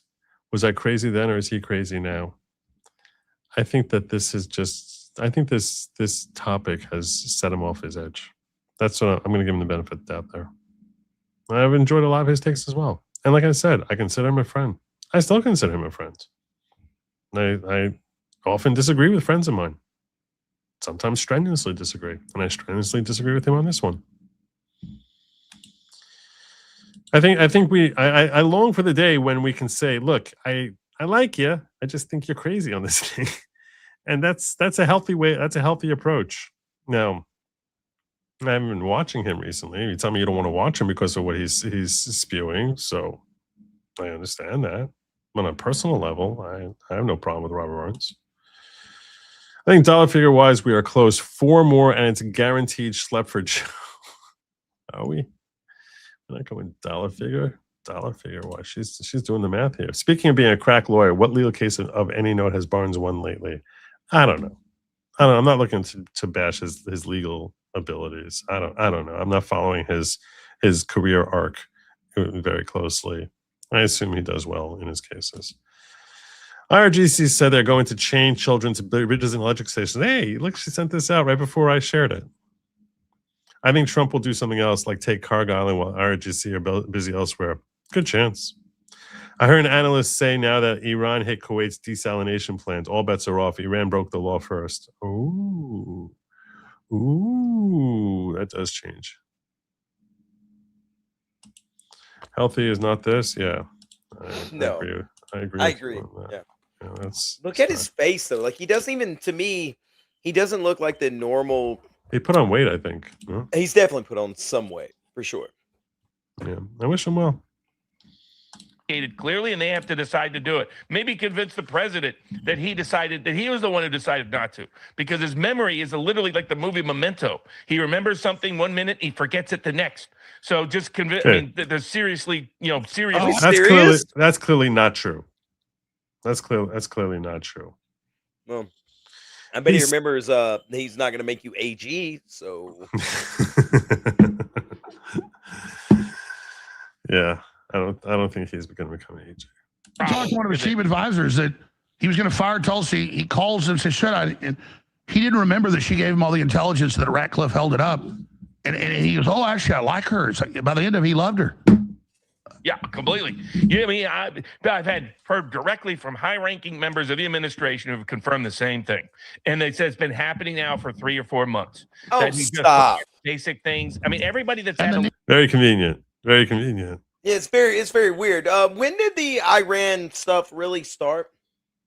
July. I mean, it was on hold for a while, but I guess technically they went in 5 weeks ago. Oh, so yeah, it's very convenient that 3 months ago. Yeah. Neocons, you said this months ago, but the neocons are on the news bragging. Anyone that you even know in the administration, they're firing as if you told them stuff. When they say you're wrong to Trump, they blame you. Just to show it's total insanity. Complete insanity. I mean, he made the right call, finally getting rid of Pam Bondi and finally getting rid of Kristi Noem, that we had advised him to do back in early January because they were such walking, talking disasters. But he doesn't. By the way, you remember said you said. See, this plays into where people are saying that there's a frustration with the lack of influence on his decision making. This plays into it. Republicans have it. It's going to be sex stuff with Noam. I guess not just Kelly Lewandowski. I guess you knew about this big tent stuff. Yeah. Oh yeah, absolutely. The whole it was an open secret in the White House that she was using money to fund her affair with Corey Lewandowski, and that Corey Lewandowski was weaponizing the office to line her pockets. Same with Pam Bondi, was doing the same. But the people that have been telling him don't go in, don't get deeper, don't get more involved, are people that he only sporadically listens to, and said he's been encouraged by insane people to do insane things. Bibi Netanyahu has lost his mind too. So those people have to be from the decision-making matrix. And what we need is people like Vice President Vance and others to step up. But Haig's death is a nightmare. The guy thinks he's really bringing Jesus back. He's waiting for the third temple to be established at the end of this. They had this whole third temple thing. Red heifer stuff. He didn't even say no Hebe. No Hebe. No Hebe, but, the red heifer third temple thing. Come on, boys. No Hebe is totally going to be a thing. Reminds me of some other cross-mouth speaker. I'm not sure who it's referring to. Look, man, I'm not saying that Trump's not making bad decisions, that I like all this stuff. But also that this is just pure bullshit. I don't know anything else to say. Oh, yeah. He's basically Joe Biden now. You're Joe Bidening the guy. J.H. Schwalbeck says, China is in complete turmoil right now. Russia is bogged down Ukraine. The Middle East countries, UAE, Saudi, Kuwait, love Trump. I can't think of a better time to do this. Plus, NATO gives us whores. NATO, whores. Love our troops, Joe. Don't take this from our boys. Yesterday, I gave 10 reasons we need to leave NATO. And he's like, when I was in the military, NATO gave us whores. Okay? Don't take NATO away from the boys. The boys need NATO. The boys need whores. So, yeah, he's consistent. John of Finn says Barnes is taking Trump literally now. Trump only needs to take out small, more easily repairable substations to black out Iran cities. Yeah. Iran has always made deals to buy time. That's how we got here. Yep. Yep, that's what they always do. It's always been this negotiation for time. He wants the apocalypse to happen. We should not have a Secretary of War who wants the apocalypse to happen. That is not a good thing.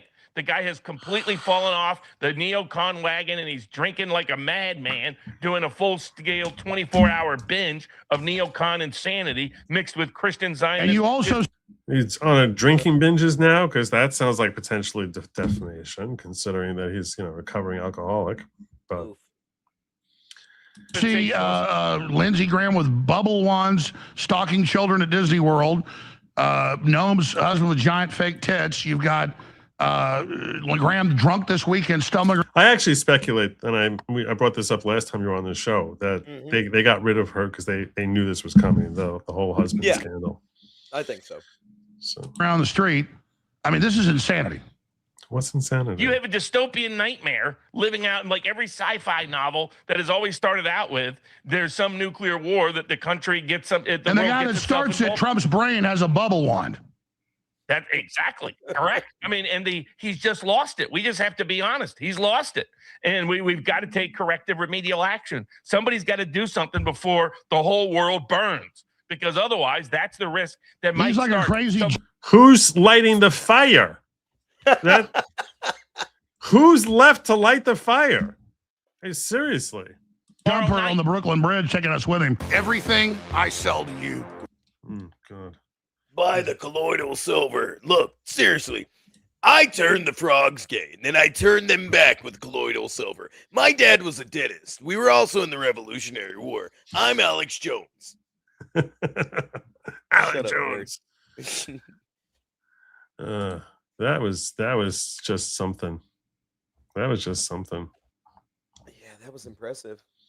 Yeah, that was impressive. If you want to know more about what's going on in Iran, though, like with respect to the war, before I actually get some clips of Trump from his press conference today, the Strait of Hormuz is flowing again. It had been closed off, but Gunther Eagleman, who's a fairly reliable source that I follow, he's pretty good, Gunther Eagleman. So he says the Strait of Hormuz is flowing again. The bluster and blunder from Iran means nothing, as everyone can see. Quote, Iran is starting to lose its grip. Traffic through the Strait of Hormuz is at the highest level since the start of the war. Iran is a paper tiger, and Trump's exposed that fact to the entire world. The war. And this Easter miracle is the defining moment of the war. And while holding on to the strait for weeks, Iran's starting to lose its grip. Traffic through Hormuz is at its highest level since the start of the war. Iraqi oil tankers have started sailing through. That's 3 million barrels a day back into the market. And a French commercial vessel went out. The president says the mullahs have been full of it. We've knocked out even their mine droppers. They don't have any mine droppers anymore, but they mine droppers, and they could drop them. I'm not even sure they have any mines yet, by the way. I'm not sure. The mines. Personally, they say there might be 8. I don't know. I think there might be none because they're very good bull artists. That's why for 47 years they've been bull other presidents, and they haven't done the job. The president says the mullahs just have to threaten to blow up the strait to hold it hostage. They don't even have to mine it. They just have to say they did. That's maybe why Trump's held off from sending in the Marines, because the military is not going to be able to ever stop Iran from bluffing. Meanwhile, the Iranians have lost allies. The Chinese are starting to buy American energy again, and North Korea is distancing itself from Tehran. Little Rocket Man wants to stay on Trump's good side. You notice he said very nice things about me. He used to call Joe Biden a mentally retarded person, okay? This is referencing Kim Jong-un. That Kim Jong he said this, that Kim Jong-un like loves Trump, and he's very quiet while Trump's in power. Don't tell me about your stuff. Joe Biden, he said he's a mentally retarded person. Time's on Iran's side. In the last 24 hours, the Israelis hit the regime's largest petrochemical facility and smoked 2 more leaders, the head of Iranian intelligence and the head of the Guard's undercover unit. Negotiating with the remnants is getting hard. They have no communication. In fact, the biggest problem we have in our negotiation is that they can't communicate. I said to Steve, what are they saying? Sir, they can't communicate. They have no method of communication.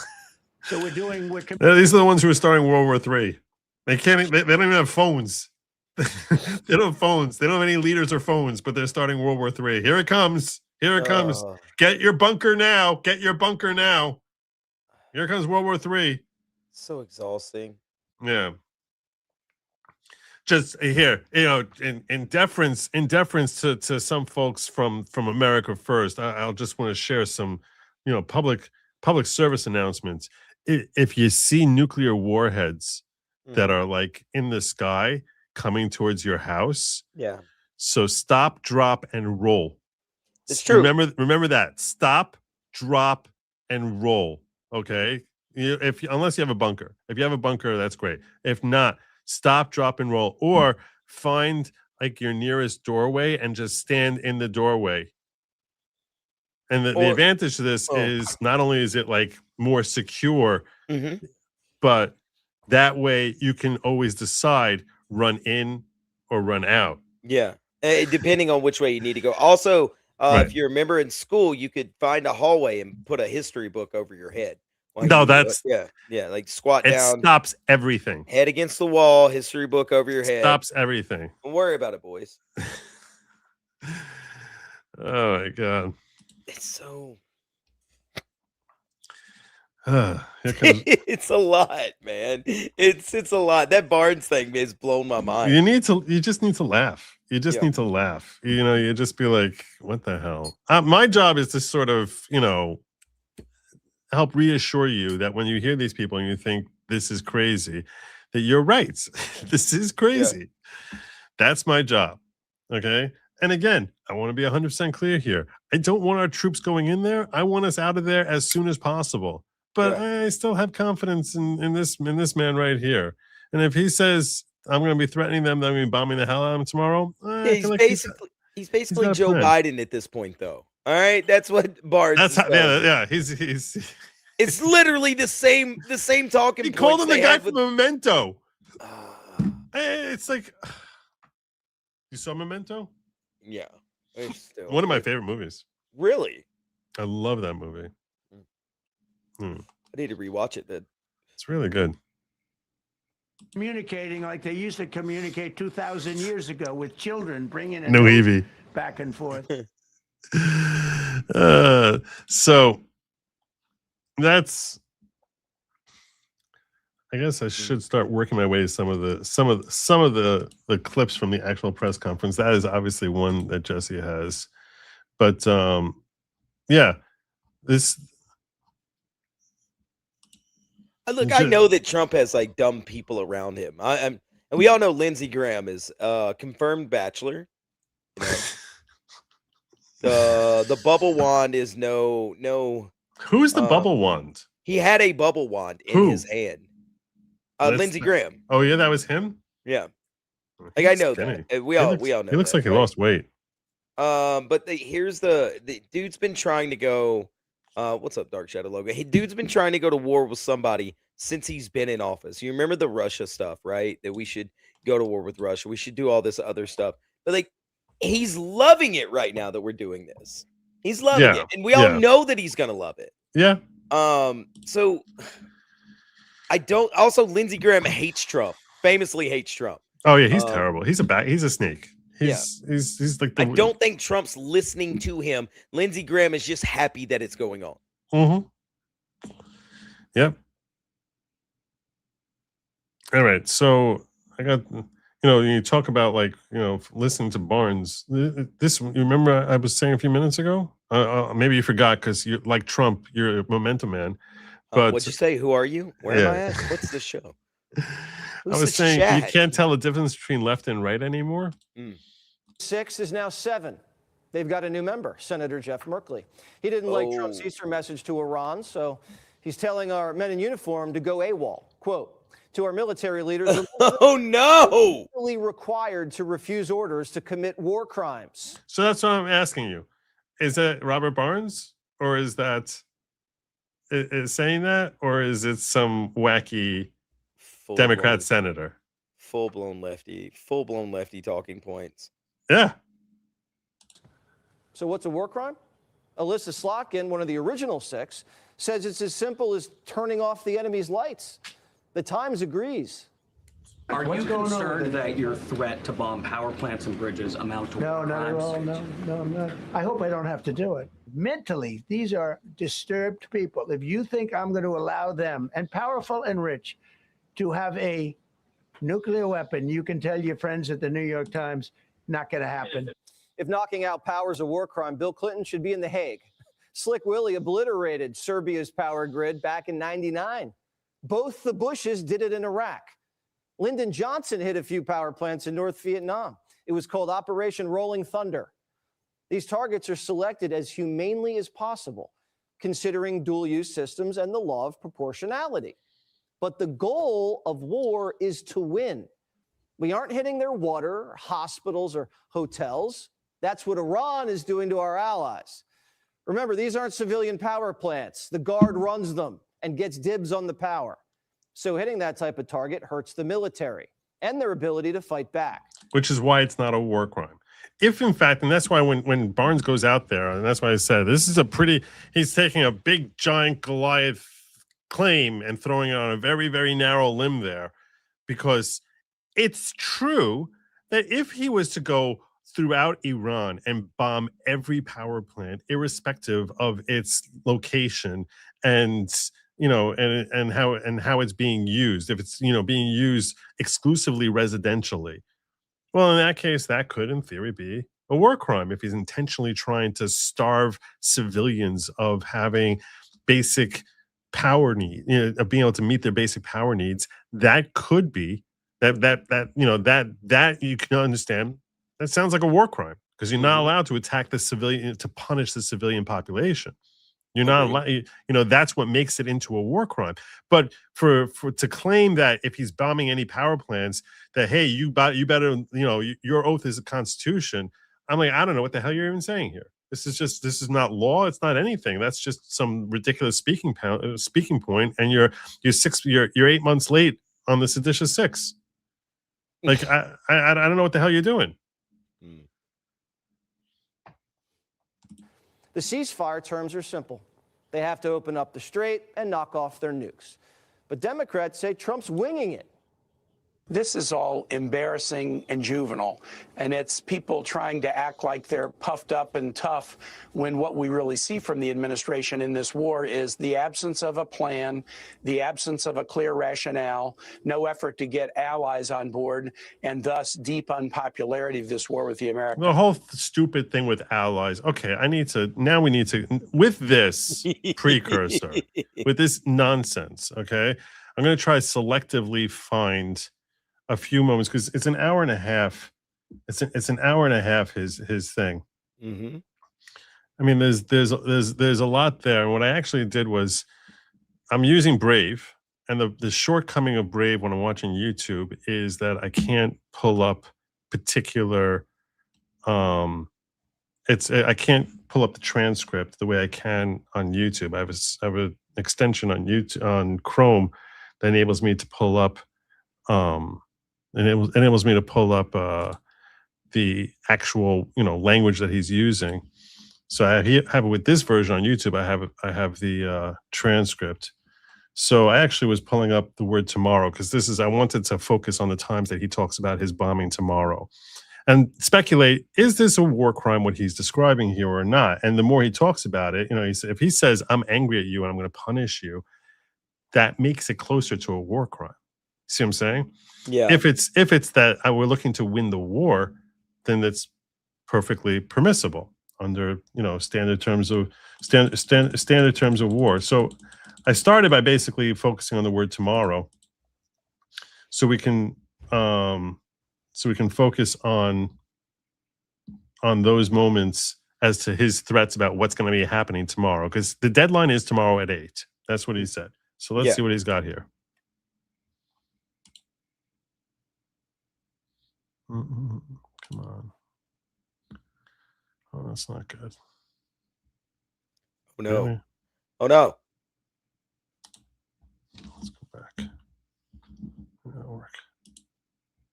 Well, at a level that nobody's ever seen before.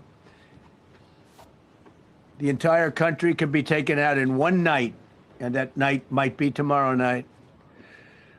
Both members of the crew ejected from the aircraft and landed alive. And he's talked. He went into a lot of detail about the rescue efforts and how amazing it was and how miraculous it was. So maybe we'll give him a few. I'll play a little faster because I don't want to spend an hour and a half going through this. But we'll play this part a little bit faster. On Iranian soil, I immediately was asked to make a decision. I ordered the U.S. Armed Forces to do whatever was necessary to bring our brave warriors back home. A risky decision. That's way too fast. We could have ended up with 100 dead as opposed to 1 or 2. It's a hard decision to make. But in the United States military, we leave no American behind. We don't do it. Within hours, our armed forces deployed 21 military aircraft into hostile airspace, many flying at very low altitude, being shot by bullets. You bring rifles into play when you're going that low, but there are also certain advantages. And in broad daylight over Iran for 7 hours, at times facing very, very heavy enemy fire. We have a helicopter that's got a lot of bullets in it. It's amazing. We just realized how good those weapons are. Those our machines are. Nobody has the equipment that we have, and nobody has the military that we have. Not even close. We're the most powerful military anywhere in the world by far. The flight crews and warfighters aboard those aircraft took extraordinary risks to rescue their fellow service members. This first wave of search and rescue, it's just not something that's done. And you'd understand it. Not that they don't want to do it, but when you're going into areas, when you look at these helicopters, when you look at the amount of bullets and everything else that they took, when you go into these areas, you don't come out like we came out. God was watching us. Tell you, well, it was the Easter. We were in the Easter territory, I guess, but God was watching us. It's amazing. Because when you look at the machinery, they took damage. It tells you, first thing I said is, these are unbelievable machines, how they flew back and not even much of a problem. But these 2 extraordinary rescues, because it was 2, and as you probably know, we didn't talk about the first one for an hour. And then somebody leaked something, which we'll hopefully find that leaker. We're looking very hard to find that leaker and talk about there's somebody missing. They basically said that we have one and there's somebody missing. Well, they didn't know there was somebody missing until this leaker gave the information. So whoever it was, we think we'll be able to find it out because we're going to go to the media company that released it and we're going to say, national security, give it up or go to jail. And we know who, and you know who we're talking about. There's some things you can't do because when they did that, all of a sudden, the entire country of Iran knew that there was a pilot that was somewhere on their land that was fighting for his life. And it also made it much more difficult for the pilots and for the people going in to search for him. All of a sudden, they know that there's somebody out there. They see all these planes coming in. It became a much more difficult operation because a leaker leaked that we have one, we've rescued one, but there's another one out there that we're trying to get.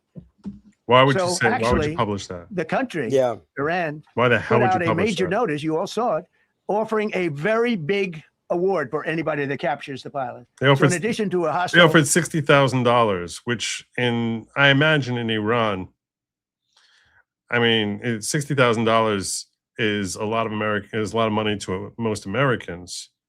To an Iranian, an impoverished Iranian, it's probably like, what $1 million to you would be. very talented, very good, very evil military. We had millions of people trying to get an award. So when you add that to it, but we have to find that leaker because that's a sick person.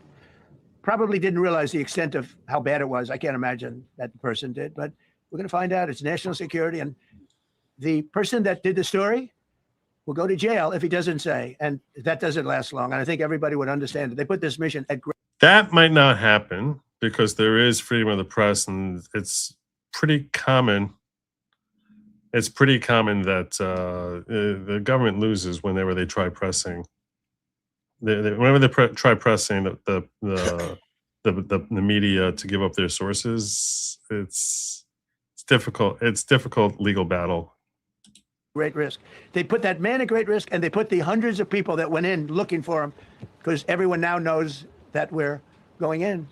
Over the past 37 days, America's armed forces have carried out more than 10,000 combat flights over Iran, unheard of, striking more than 13,000 targets. The F-15 we lost last week was the first manned aircraft down by the enemy in this entire operation with thousands and thousands of flights. They got lucky. It was a lucky hit.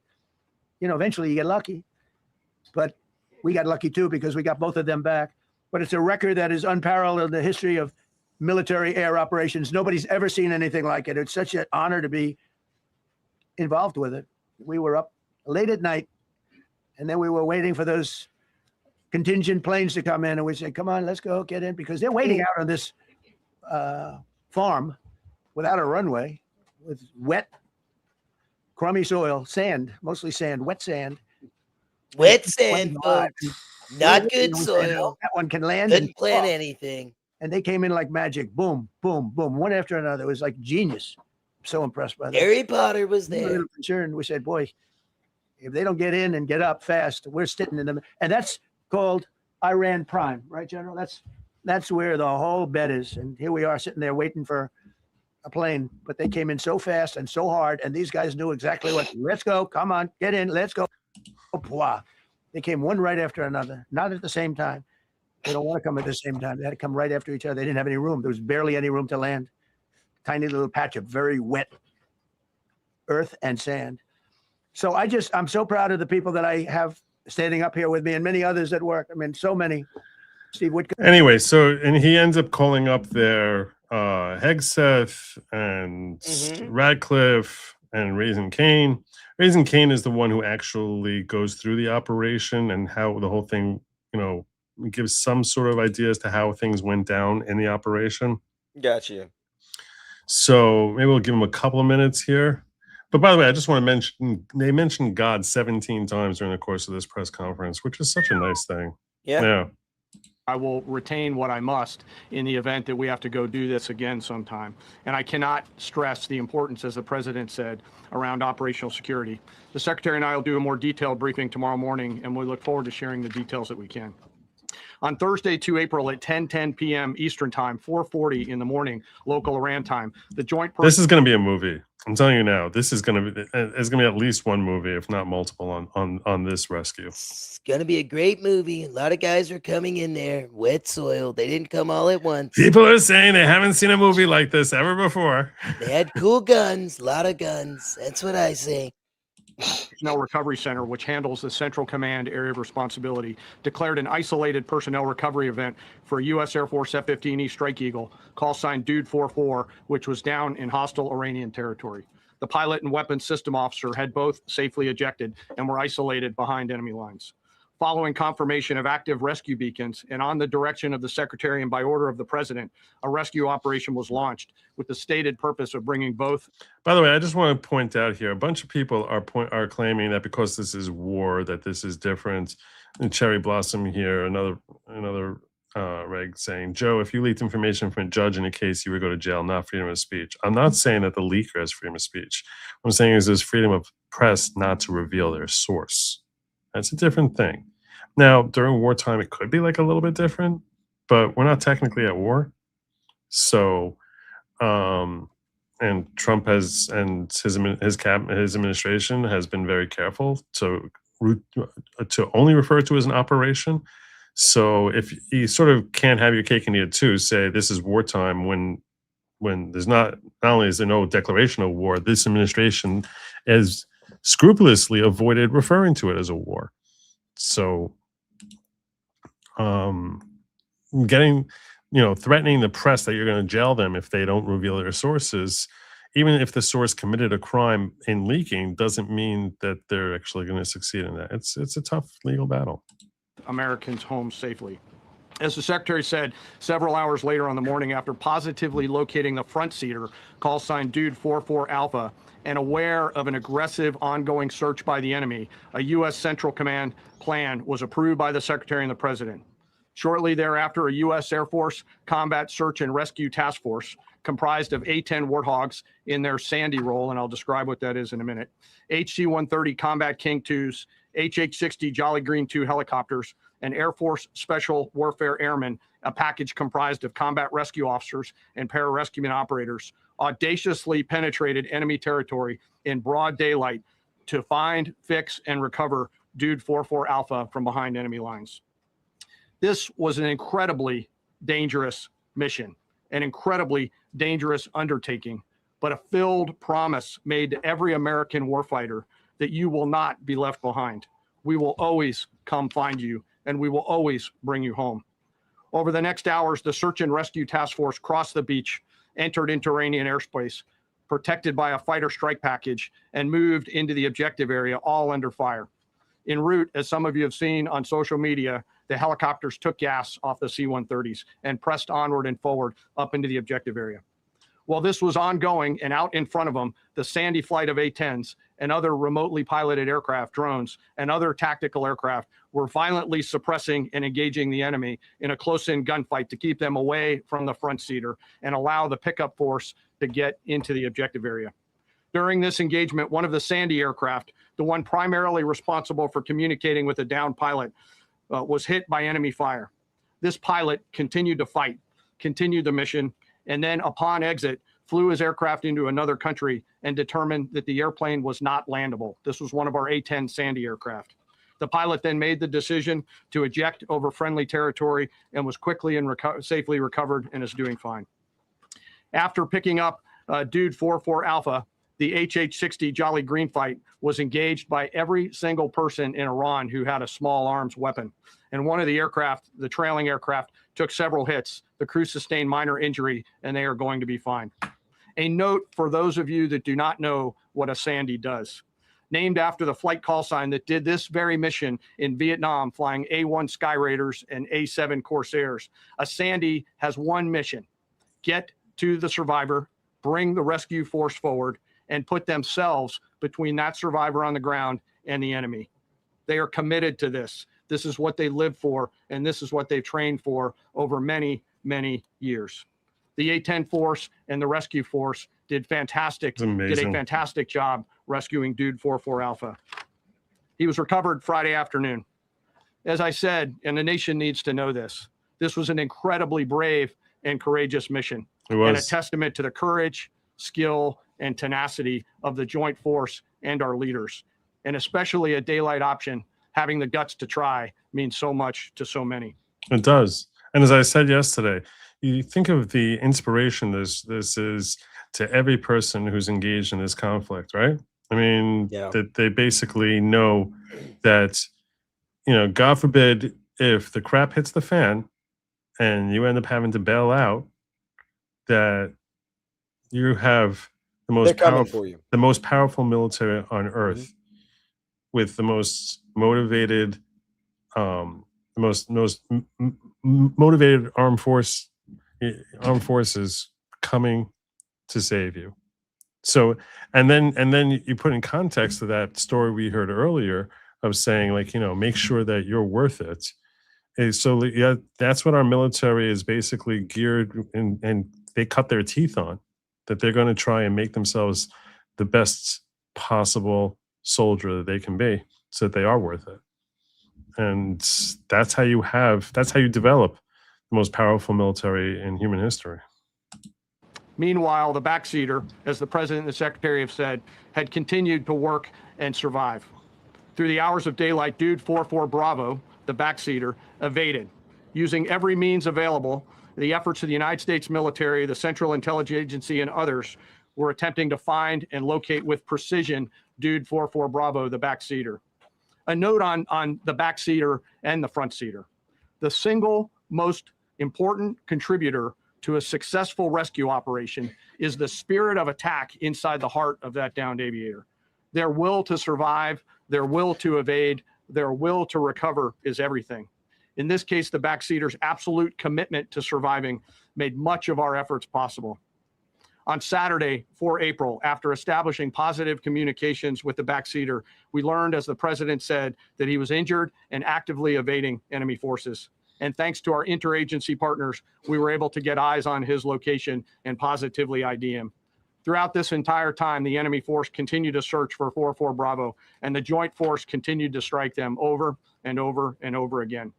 Fighting off marginal weather in Iran and the enemy's search for a second time on Saturday, at the recommendation of the CENTCOM commander and at the approval of the secretary and the president, we launched a rescue task force to recover Dude 44 Bravo.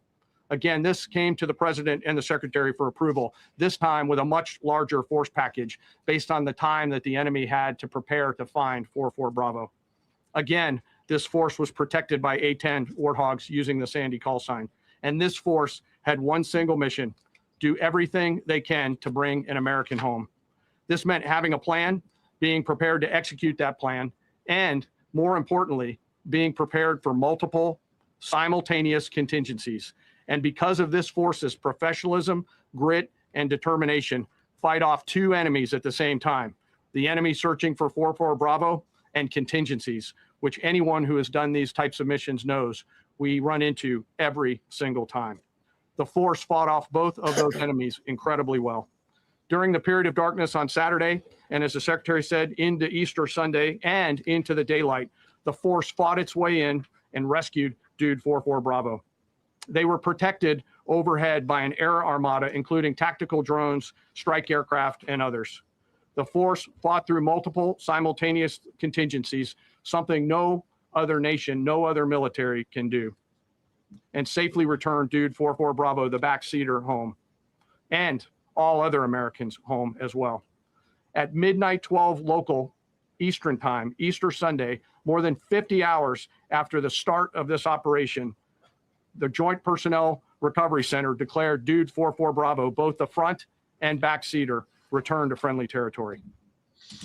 Just an amazing story. It's really an amazing story. So I just wanted to get into some of the things before we wrap up here. And I know that I've got a bunch of super chats to get to. You sure do. Yeah, but I want to get into his whole tomorrow thing. Yeah, you were talking about that earlier, so. Yeah, but I felt it was important to. What am I gonna see? Why is this not working? That's weird.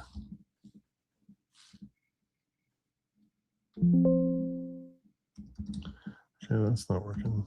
Oh, it's in the wrong thing. That's why. Courage, demonstrate. I know what I need to do. Control F. Shrink you out. Come in here. Chat replay. I need transcript. Here's where we have our transcript to go through.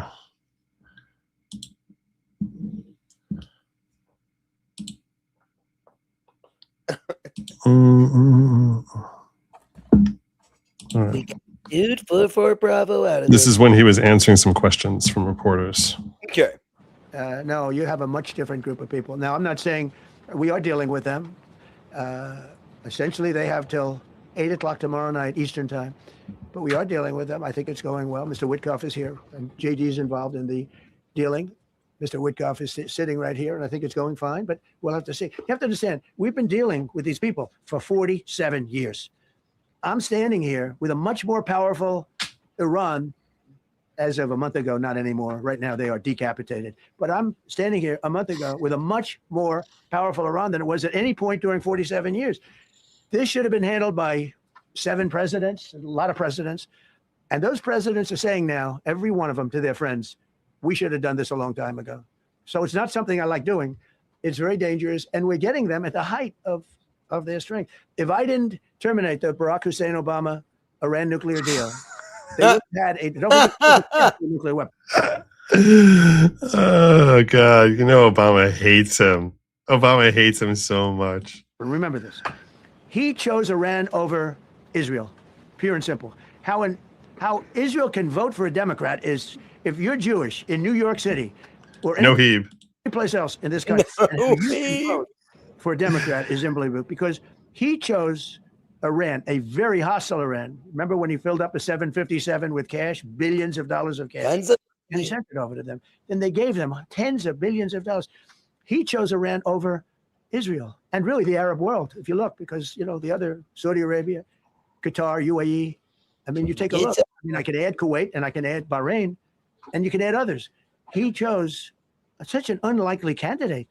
Nobody could believe it. Frankly, if you're going to choose between Iraq and Iran, he should have befriended Iraq. He went in the exact opposite direction of all thinking. And he made a terrible mistake. But that was a road to a nuclear weapon. And when I terminated that, everyone said, oh, he terminated it. It was one of the best things we ever did because he had a road to a nuclear weapon. And it was a very short-term deal. You know, countries don't do 10-year deals. Countries do hundreds of years. You don't do a 10-year deal. For a country, you're a landlord and you're renting a store on a certain street and you give somebody a 5-year or 10-year lease. This is a country. It was a short-term deal. It was ready to expire. I terminated it before it expired. It took a lot of heat, and it was one of the best things I ever did because he would have had a nuclear weapon. Then he would have had another nuclear weapon, had those beautiful B-2 bombers not gone in 8 months ago and obliterated that site. And by the way, the word is obliteration. CNN said, well, maybe it wasn't complete. It was so complete that they still haven't been able to get it. It was obliteration. But if we didn't hit them, that was a courageous decision too, because we had all those planes flying in at night with very little cover, unbelievable stealth planes, and they were able to do their job. If we didn't do that, Iran would have had a nuclear weapon at a high level, either one of those two instances. And if they did, in my opinion, I told this to Bibi Netanyahu yesterday, Israel would have been extinguished. Large portions of the Middle East would have been extinguished, whether it's Saudi Arabia, Qatar, UAE, or others. And you saw that with thousands of missiles raining down upon them. They didn't think they were going to be hit. Tons of missiles. Be watching us fight. And all of a sudden, UAE got hit by 1,500 missiles. He would have taken them out also. And they were powerful. If I didn't come along and terminate the Obama deal, which was terrible, the Iran nuclear deal was a road to a nuclear weapon, a big one, unlimited, legally. I terminated it without even much thought. It was so easy. I terminated that. And then the B-2 bombers. And I did one other thing. I had killed Qasem Soleimani, who was an evil genius. And the reason I did it, I thought he was going to knock out 5 of our military bases. Hussein And al-Baghdadi. had he lived, I believe we would be fighting perhaps a different Iran right now because he's never been replaced, you know. And I did one other, but this one was not picked up. Osama bin Laden. If you read my book, I said you got to take him out 1 year before the World Trade Center came down. So I wish you'd read the book. You have to love him. How do you not love him? Oh my God. But you, as a president, to be a good president, I believe you have to have good instincts. And a lot of this is instinct. Yeah, please. Thank you so much for taking my question. Mr. President, last week you suggested that Europe should take the lead on reopening the Strait of Hormuz. Has circumstances changed now that you're issuing a direct 48-hour ultimatum? And secondly, would a new ceasefire include Israel, or would it just be between Iran and I can't talk about ceasefire, but I can tell you that we have a active, willing participant on the other side. They would like to be able to make a deal. I can't say any more than that. You've listed the goals. You've listed the goals. Who you with? My name is Diakud. I'm with the largest Kurdish media outlet, Rudal Media Network. It's based in Iran. Go ahead. Mr. President, you said before that you don't want the Kurdish forces to enter Iran and be harmed. Do you still want them to stay away? Or what role do you expect them to play now? I'd rather have them stay away. And then, I'd rather have them stay away because I think they bring with them some problems and some difficulties. And I don't think they bring death. I mean, you know, to themselves. But I'd rather have them stay away. Go ahead. Thank you, Mr. President, for the question. Deliberate attacks on civilian infrastructure violate the Geneva Conventions and international law. Who are you with? I'm with the New York Times. Zolan from the New York Times. Are you failing? Are you concerned? Circulation way down at the New York Times. Are you concerned that your threat to bomb power plants and bridges amount to No. I hope I don't have to do it. But again, I just said 47 years they've been negotiating with these people. They're great negotiators, and because they're not going to have a nuclear weapon. And if somebody that takes my place someday is weak and ineffective, which possibly that will happen because we had numerous presidents that were weak, ineffective, and afraid of Iran. We're never going to let Iran have a nuclear weapon. And if you think it's okay for people that are sick of mind, that are tough, smart, and sick, really sick, from a policy standpoint, from a any which way you want to say, mentally, these are disturbed people. If you think I'm going to allow them, and powerful and rich, to have a nuclear, you can tell your friends at the New York Times, not going to happen. Quiet. You no longer have credibility at the New York Times. Because the New York Times said, oh, Trump won't win the election, and I won in a landslide. I won every swing state. New York Times said, oh, Trump won't win the election. New York Times has no credibility. The credibility they have is it used to be all the news that's fit to print. The old gray lady, it was great, but they're The running. old gray lady. And you can't keep doing that. You have to be able to give the correct news. And people like you, who I know, are fake. You're fake. Go ahead, please. You're fake. Our messaging on the war has moved from the war is coming to an end to war going to be bombing Iran to the Stone Ages. Right. And we've heard a range of those kind of messages. So which is it? Are you winding this down? Or are you escalating? I can't tell you. I don't know. I can't tell. Depends what they do. This is a critical period. They have a period of, till tomorrow at 8 o'clock. I gave them an extension. They asked for an extension of 7 days, right? I said, Steve, give them 10 days. 10 days is up actually today, so I gave them 11, I guess, indirectly. I thought it was inappropriate the day after Easter. I want to be a nice person. I was being nice. I can tell you they're negotiating, we think, in good faith. We're going to find out. We're getting the help of some incredible countries that want this to be ended because it affects them also. A lot of people are affected by this. But we're giving them till tomorrow, 8 o'clock Eastern time. And after that, they're going to have no bridges. They're going to have no power plants. Stone Ages, yeah. Stone Ages. CNN fake news. Are you really? That's what I'm saying. If he's bombing every single bridge, like literally every bridge, some of which are not used by the IRGC, if that's what he ends up doing, that could be a problem from the perspective of being a war crime. And the problem with him committing a war crime, again, I just want to stress that the real problem is the repercussions on the political stage, right? I mean, if he's actually committing a war crime that you cannot, in good faith, people will say it's a war crime no matter what he bombs. But if it's actually, a good faith argument can be made that he's committed a war crime, no one gives a damn what the Geneva Convention is in the sense of what the world is going to do about it. No one who's actually approaching this realistically thinks it's going to lead to World War III, even if he were to commit a war crime. But if it's actually something that's, close to being a war crime, that he's bombing civilians or infrastructures that are dedicated essentially for civilians and not to support the military. If it's not a defensible war strategy, in that case, politically, this could gear up his enemies to basically saying, we can take him out. We can actually get him impeached and brought down by the neocons, that they'll finally have their excuse to say he's a war criminal. We have to remove him. Like that actually could happen. So in that sense, it's a precarious thing because if all the headlines are legitimately able to scream war crime, war crime, war crime, and it's difficult to defend his actions as being anything short of a war crime, in that case, you can see the snakes, the Lindsey Grahams themselves, turning on him and saying, well, I never thought you were going to do a war crime, and try to take him out that way. So in that sense, I trust that he will make it very targeted which bridges and power plant structures he ends up going after, and that he probably will be along the Strait of Hormuz or along areas or, around areas that are military strongholds of the IRGC, rather than, Iran is an enormously large country, like geographically. It's bigger than Texas. It's a really big country. So, it's not like you have to hit every spot on the map there. And if it's targeted, in that case, it becomes more defensible and less interpretable, less fairly interpreted as a war crime.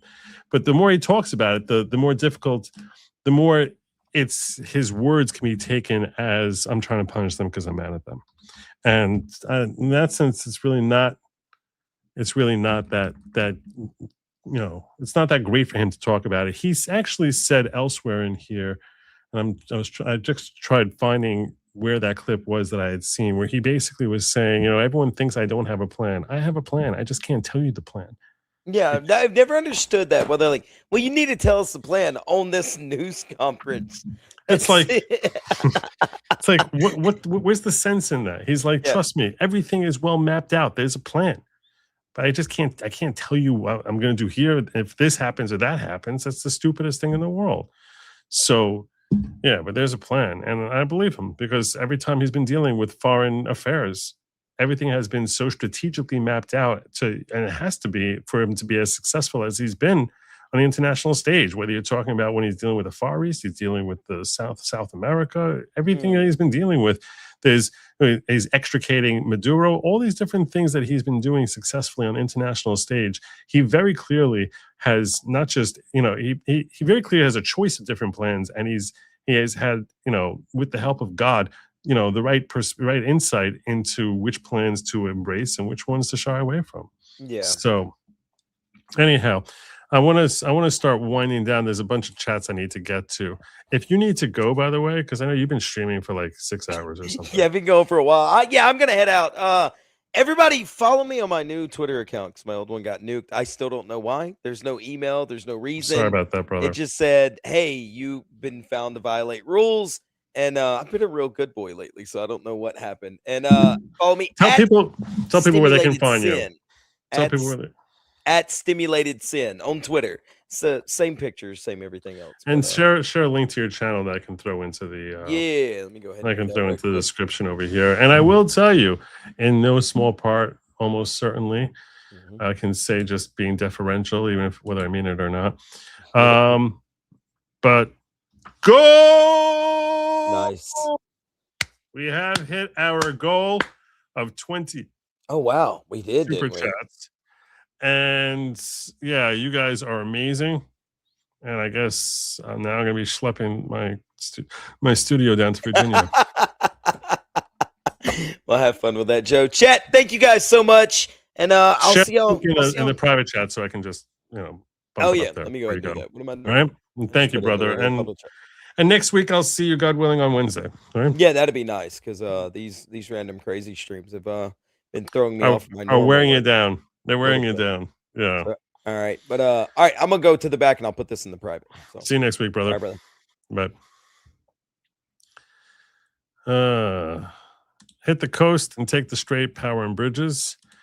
Charles, gifting 5 Good Logic memberships. God bless you, Charles. Good to see you, brother. Thank you so much for bringing 5 new members into the following. I wasn't able to capture which 5 people brought in here, but those of you who were blessed by Charles, we brought into the following. Please bear in mind that the following is not at all a cult type of cult, and that you have just been gifted with admission into perhaps the most important assembly of people that you've ever been associated with. That being, we folks who are in search of greater personal growth through community, unity, learning, and thinking. And you got a little smattering of that this evening when I shared that clip, courtesy of Audio Joe. Of Captain Steve. I mean, he was basically talking about the philosophy of making sure that you're worth it, that you're worth the trip, like living up to your potential, doing everything you can, and just fighting to live up to your potential, so that when people need to come for you, you're actually worth the trip. And that's true whether you're in the military, certainly, but also in your day-to-day. Not to get morbid, but one day, man, hopefully after many generations, we all go to the great beyond. We don't carry ourselves to the grave. So that was morbid. It was very morbid. But the point is, someone's gonna be carrying you. Make it worth the trip. Make yourself someone that they're honored to take that role. That was very morbid, but life can be difficult. Gary Zell just did a quick rock search, and in 2025, Ukraine made over 370 strikes on Russian power plants. Who should be prosecuted for these war crimes? TDS defies any logic. We need to start accumulating those stats in preparation for tomorrow. We need to start accumulating those stats. Pow Angel saying, I can't afford coffee, but here's a few ice cubes. Well, thank you. Thank you so much. And I hope that you can afford tons of overpriced Starbucks very soon. Blasterbot says, come on, chat. 2 more. We forced Joe to do manual labor. You got your 2 more. It's coming. I know. Think of the kvetching. Think of the Ives. Think of his wife laughing as does extra work because of a goal he sets. Yeah, she'll be laughing. She's going to be like, I thought you said you weren't going to be working when you came down here. And I'm like, I gave them a goal. I didn't think they were going to hit the goal. I almost made the goal 30 just to make it like, just don't even bother. Don't make me drag this stuff.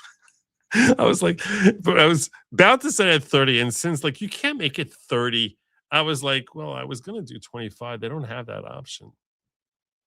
It's like, I really don't want to be dragging my studio down there. But we are. The drag is happening. Thank you. Thank you, Brian Ogden, who pushed us at number 19. And then Aaron, who came in here with the goal. I'll give you the horn for that. We pay, you play, Joe. Them's the rules. This is true. This is true. And Liz coming in here also. Good to see you, Liz. Okay, here's one. Thank you. Thank you so much. We'll be generous with the horn style. Marines got their ass kicked in LA County Jail. Did they? That doesn't sound like something to celebrate. Doesn't sound like good news. Does anyone else love the fact that the Flyers call signs were dude? Great vibe. Yeah, that's actually great. Dude 44A, dude 44B. So sexist. 47 years, taking care of 47 years of tyranny. Who are you with, New York Times? You're all losers. I have good news before I leave here. I voted for this. We all did. We all did. I have something I want to share with you. It's going to make you all happy before I get on out of here. Alex was drunk on Tim Pool 2 weeks ago so bad he could not finish the show. Really? I didn't know that. That was from Hands One Peck. I mentioned I was going to cover aliens. I'm going to do that very quick. I don't know what to make out of this. So we're going to cover aliens, and then I have one more thing I want to share with you. But I want to live up to what I promised. It's good to be a man who keeps your promises, and I did promise this. So here's Tim Burchett saying America would become unglued if we got his alien briefings. Pushes for public release anyway. I don't have the tinfoil hat on just yet, Congressman, but I'm wondering, kind of how you react to that, because you are connected. You're on the UFO subcommittee. I mean, I'm just wondering what you make. Gates claims the military is breeding aliens and humans. Of that. Have you heard anything like that? Well, I'm still a member of Congress, so I can't really comment too much on what Matt said. But I will say this. Wait, seriously? Are you being serious, or is that I'm being 100% serious? Okay. I've been 100% serious. I've been briefed by just about every alphabet agency there is. And I'll just tell you this. If they would release the things that I've seen, you would stay up. You'd be up at night worrying about or thinking about this stuff. We just need to disclose it all. I'm sick of it. Well, I was briefed. I'll just tell you this. I was briefed last week on an issue, or excuse me, 2 weeks ago, and it would have set the earth on. This country would have come unglued, I think, if they would have heard all that I heard. They would demand answers, and we need to. But it's never going to get. Unfortunately, it just keeps getting covered up, and the people that know are dying or disappearing, as the case may be. Wow. And for the record, I'm not suicidal, and I don't take risks. So, I'm glad you said that. I'm speechless, Congressman. We will have you back. You should be. And I told the president, release it all. And the problem is the people that are around the president don't know and the president doesn't know the questions to ask. A few of us are going to have to get with the president and tell him what he needs to ask and where he needs to look. I mean, we're in meetings and they give addresses and tell locations of items, I'll just say. And the public has a right to know, dadgummit. It's your tax dollars. Absolutely. Let's get it out there. You got my attention, Congressman. I appreciate you being as forthcoming as you have been tonight. And we look forward to having you back. Look, I know Donald Trump wants to disclose something. He hasn't done it yet, but I think he wants to be the president to do that. Tim Burchett, thank you. He does. What the hell does that even mean? I forgot to bring this up when Sin was here. What the heck does that even mean? What does that mean?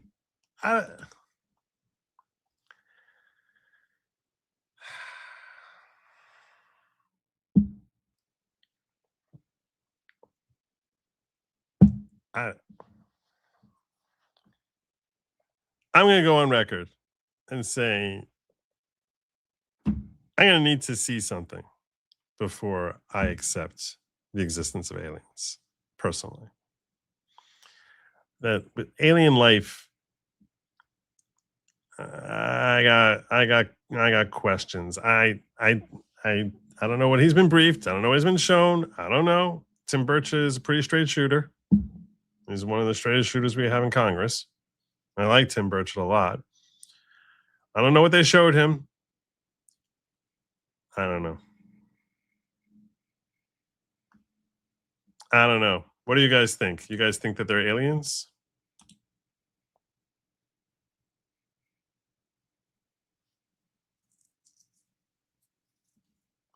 What do you think? I should put a poll up. That's a good poll, right? He's implying that we have captured aliens. All right, I'm gonna do a quick poll. I'm gonna do a short poll. Quick short poll. Curious where you guys are on this. I already told you where I'm at. You're not gonna change my mind. So no poll's gonna change my mind. But I am gonna put a poll up here. Do you believe the U.S. government has captured alien life? I'm not even going to talk about the breeding.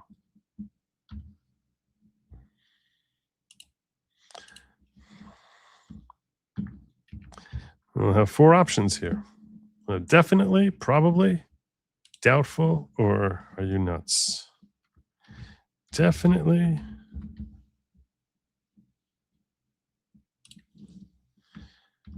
Probably.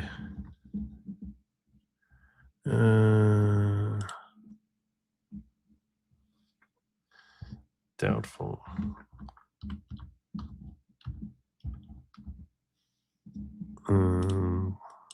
If it wasn't someone in Congress saying it.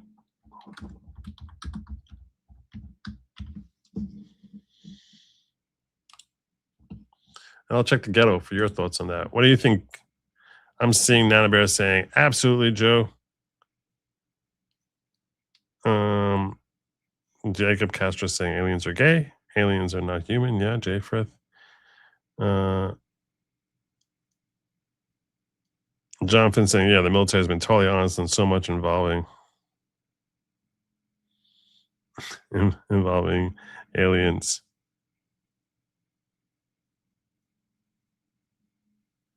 He's only putting up a little number poll there.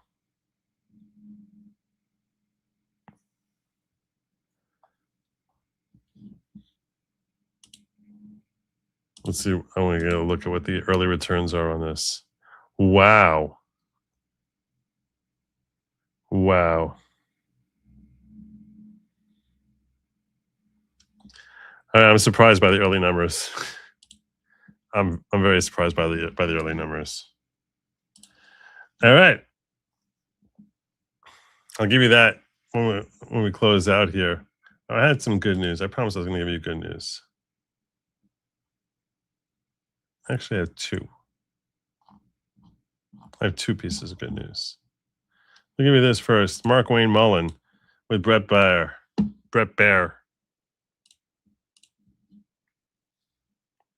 Talking about sanctuary cities, an interesting thing, which I think I want to explore more, the legal potentials of what he's describing here. To keep your state as safe as my state. But and Mr. so let us Secretary, work you know together. the issue here is that you have states and cities that are sanctuary states and cities. And that's part of the issue. It's part of the problem. We saw it in Minnesota. How do you get around that? Well, I believe sanctuary cities is not lawful. I don't think they're able to do that. And so we're going to take a hard look at that. I think there's really strong legal arguments in that favor, because the supremacy clause says that when it comes to immigration law, that's the exclusive domain of the federal government. You can't just decide we're going to ignore the federal government's rules. It depends on how they're manifesting themselves as a sanctuary city. It's very nice to call yourself a sanctuary city, but you have to actually, it only becomes unlawful if you're issuing laws that violate federal law. If you're saying we're not going to comply with the federal government, and under American law, they're not obligated to comply with the federal government. In that case, then they're acting lawfully, and you can't punish them for acting lawfully. But to the extent that they are breaking federal law, if you can examine their policies and say these are breaking federal law, then maybe there could be repercussions. Area we may take a hard look at is Plus, you also could always use money, and that's what he's about to suggest. Money you can use to say, hey, we're going to give more money to people who work with us, to states and cities that work with us, and less to those that don't. some of these cities have international airports. If they're a sanctuary city, should they really be processing customs into their city? I mean, seriously, if they're a sanctuary city and they're receiving international flights, and we're asking them to partner with us at the airport, but once they walk out of the airport, they're not going to enforce immigration policy, maybe we need to have a really hard look at that, because we need to focus on cities that want to work with us. So you're saying that big cities that are sanctuary cities that have a big airport, they might lose their customs? Well, I'm saying we're going to have to start prioritizing things. Lose customs. Wow. So they won't be able to process anyone. At some point, right now, remember the Democrats are wanting to defund Customs and Border Patrol. Well, who processes those individuals when they walk off the plane? And so I'm going to have to be forced to make hard decisions. Can you imagine New York City, which was, Statue of Liberty? They get stripped of the ability to actually process anyone to come into the country. Who's willing to work with us and partner with us? Once again, what does that mean? What would that mean for an American citizen who's traveling internationally? I'm not sure how that would work. You need to really flesh this out. I'm not going outside the policies that Congress passed for me, and we're not trying to push those. But we're saying you got to partner with some us. of the criticism is that. So I think he's percolating with ideas, and perhaps there's merit there. I like there's a certain originality to it. I like that we have a guy in there who's like trying to come up with good ideas for how to remedy the problems that the Democrats try plaguing us with. But that was not the good news that I wanted to share with you. No. I had other good news. Oh, I had this clip I wanted to share with you also. This is a short clip. This is back from Trump, the press conference. This is pretty funny. Yesterday in your Truth Social, you called the Iranians crazy bastards. True. What is your response to critics who say that? I don't care about critics. What is your response to critics? I love that. I don't care about critics. What do I care about them? Critics who say that it is your mental health that should perhaps be examined as this war continues. I haven't heard that. But if that's the case, you're going to have more people like me, because our country was being ripped off on trade, on everything for many years until I came along. So if that's the case, you're going to have more people. Yesterday in your... I don't care about critics. I don't care. Who cares about that? It's just so off the cuff. Like he's just like telling you how he feels about it. He's like, I don't care. This is not what I want. So where was it? I meant to share that also. I'm not getting into Bannon. That's up here as a story that I was thinking about covering, but we're not covering that. You can catch that on Robert Gouveia. But basically, Bannon's case looks like it's about to be dismissed. So that's good news. That's not where we were This Easter going. miracle. We're not going here either. Where is it? This is what I wanted. Finally. I promised I was going to give you some good news. Thank you, Barb, for gifting Good Logic membership. I appreciate you. You're awesome.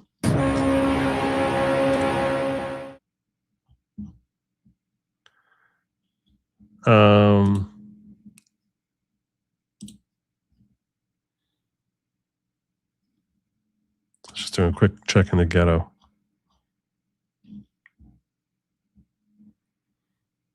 All right, let's see where our poll came in. I had a poll I put up here just a few minutes ago asking if people believe that aliens are among us or that they've been captured by the U.S. government. And I'm ending it now. 2/3 of you basically believe either definitely, it was 33% saying definitely and 31% saying probably yes. So 2/3 of you believe that not only is there alien life out there, but we've captured them. 18% saying doubtful and 18% saying, are you nuts? Wow. I didn't expect that to be a strong majority of you. Strong majority. Strong majority. Anyway, and thank you again, Barb, for gifting a new member of the following. Who'd you bring in here? Who'd you bring in here? I want to see if you got your props. Did you get your props? Did you get your props? David Gray, did you give props to Barb Rogers, who gifted you with a membership in the following? Which is not at all a cult type of cult, and I am not the leader of the following. I am just the host. The good news I want to share with you comes from, of all places, CNN, and one of my favorites at CNN, the very excitable Harry Enton. Everyone's saying that the base is shattered. The base is shattered. I'm going to white pill you, brother and sister. I guess some of your sisters, some of your brothers. I'm going to white pill you. The base is shattered. Really? CNN doesn't seem to think so. No, sirree, Bob. Look at this. Net favorability. Party ahead at this point. Midterm years with the GOP president. In 2018, Dems were up by 12. In 2006 on net favorability, which party you like more? Dems were ahead by 18. Republicans are actually ahead on net favorability at this point by 5 points. So Democrats are just simply running behind their previous benchmarks, and they need to be running well ahead of them if they want to take back the United States Senate, given that math. To be clear, both parties are wildly unfavorable right now. However, Democrats are even more unpopular than Republicans. Some of these charts. Look at this. There you go.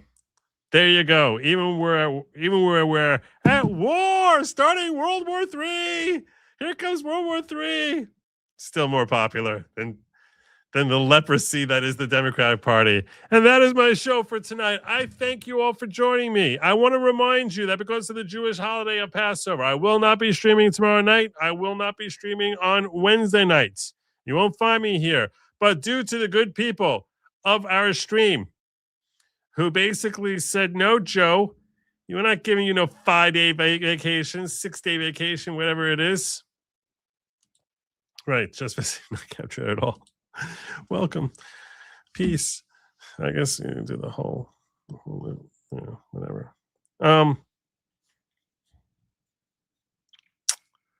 Yeah. I will be streaming, God willing, on Thursday night. I'm going to be taking my studio on the road with me, and I'll probably, and once I'm there, be Thursday night and then Saturday night.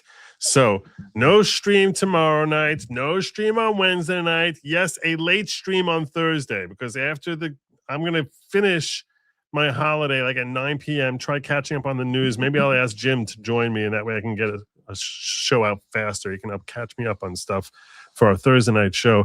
And if he's available, depending on his personal schedule, in that case, I'll be able to get out a little bit earlier, try to put a stream together for you Thursday night, and then another one, God willing, on Saturday night. That's all the news I have for you today. Again, I thank you for joining me. Please make sure you hit the like and subscribe. Follow over goodlogic.locals.com so you get updates on when and where I'm streaming and where I'm popping in. And especially this week or the next couple of weeks, if you're not a member, membership is free there. You get all notifications. It's all free to get notifications of where you can find me at goodlogic.locals.com. That's goodlogic.locals, L-E-W-G-I-C, goodlogic.locals.com. That's where you get all your notices as to where I am. I thank you for joining me. I'm going to remind you, lab meat was never meant for you. It's meant for they, them. You don't want to touch that stuff. Ew, gross. Why would you? And do not eat the bugs. Don't do it. Have a good night, everyone. And as always, Godspeed.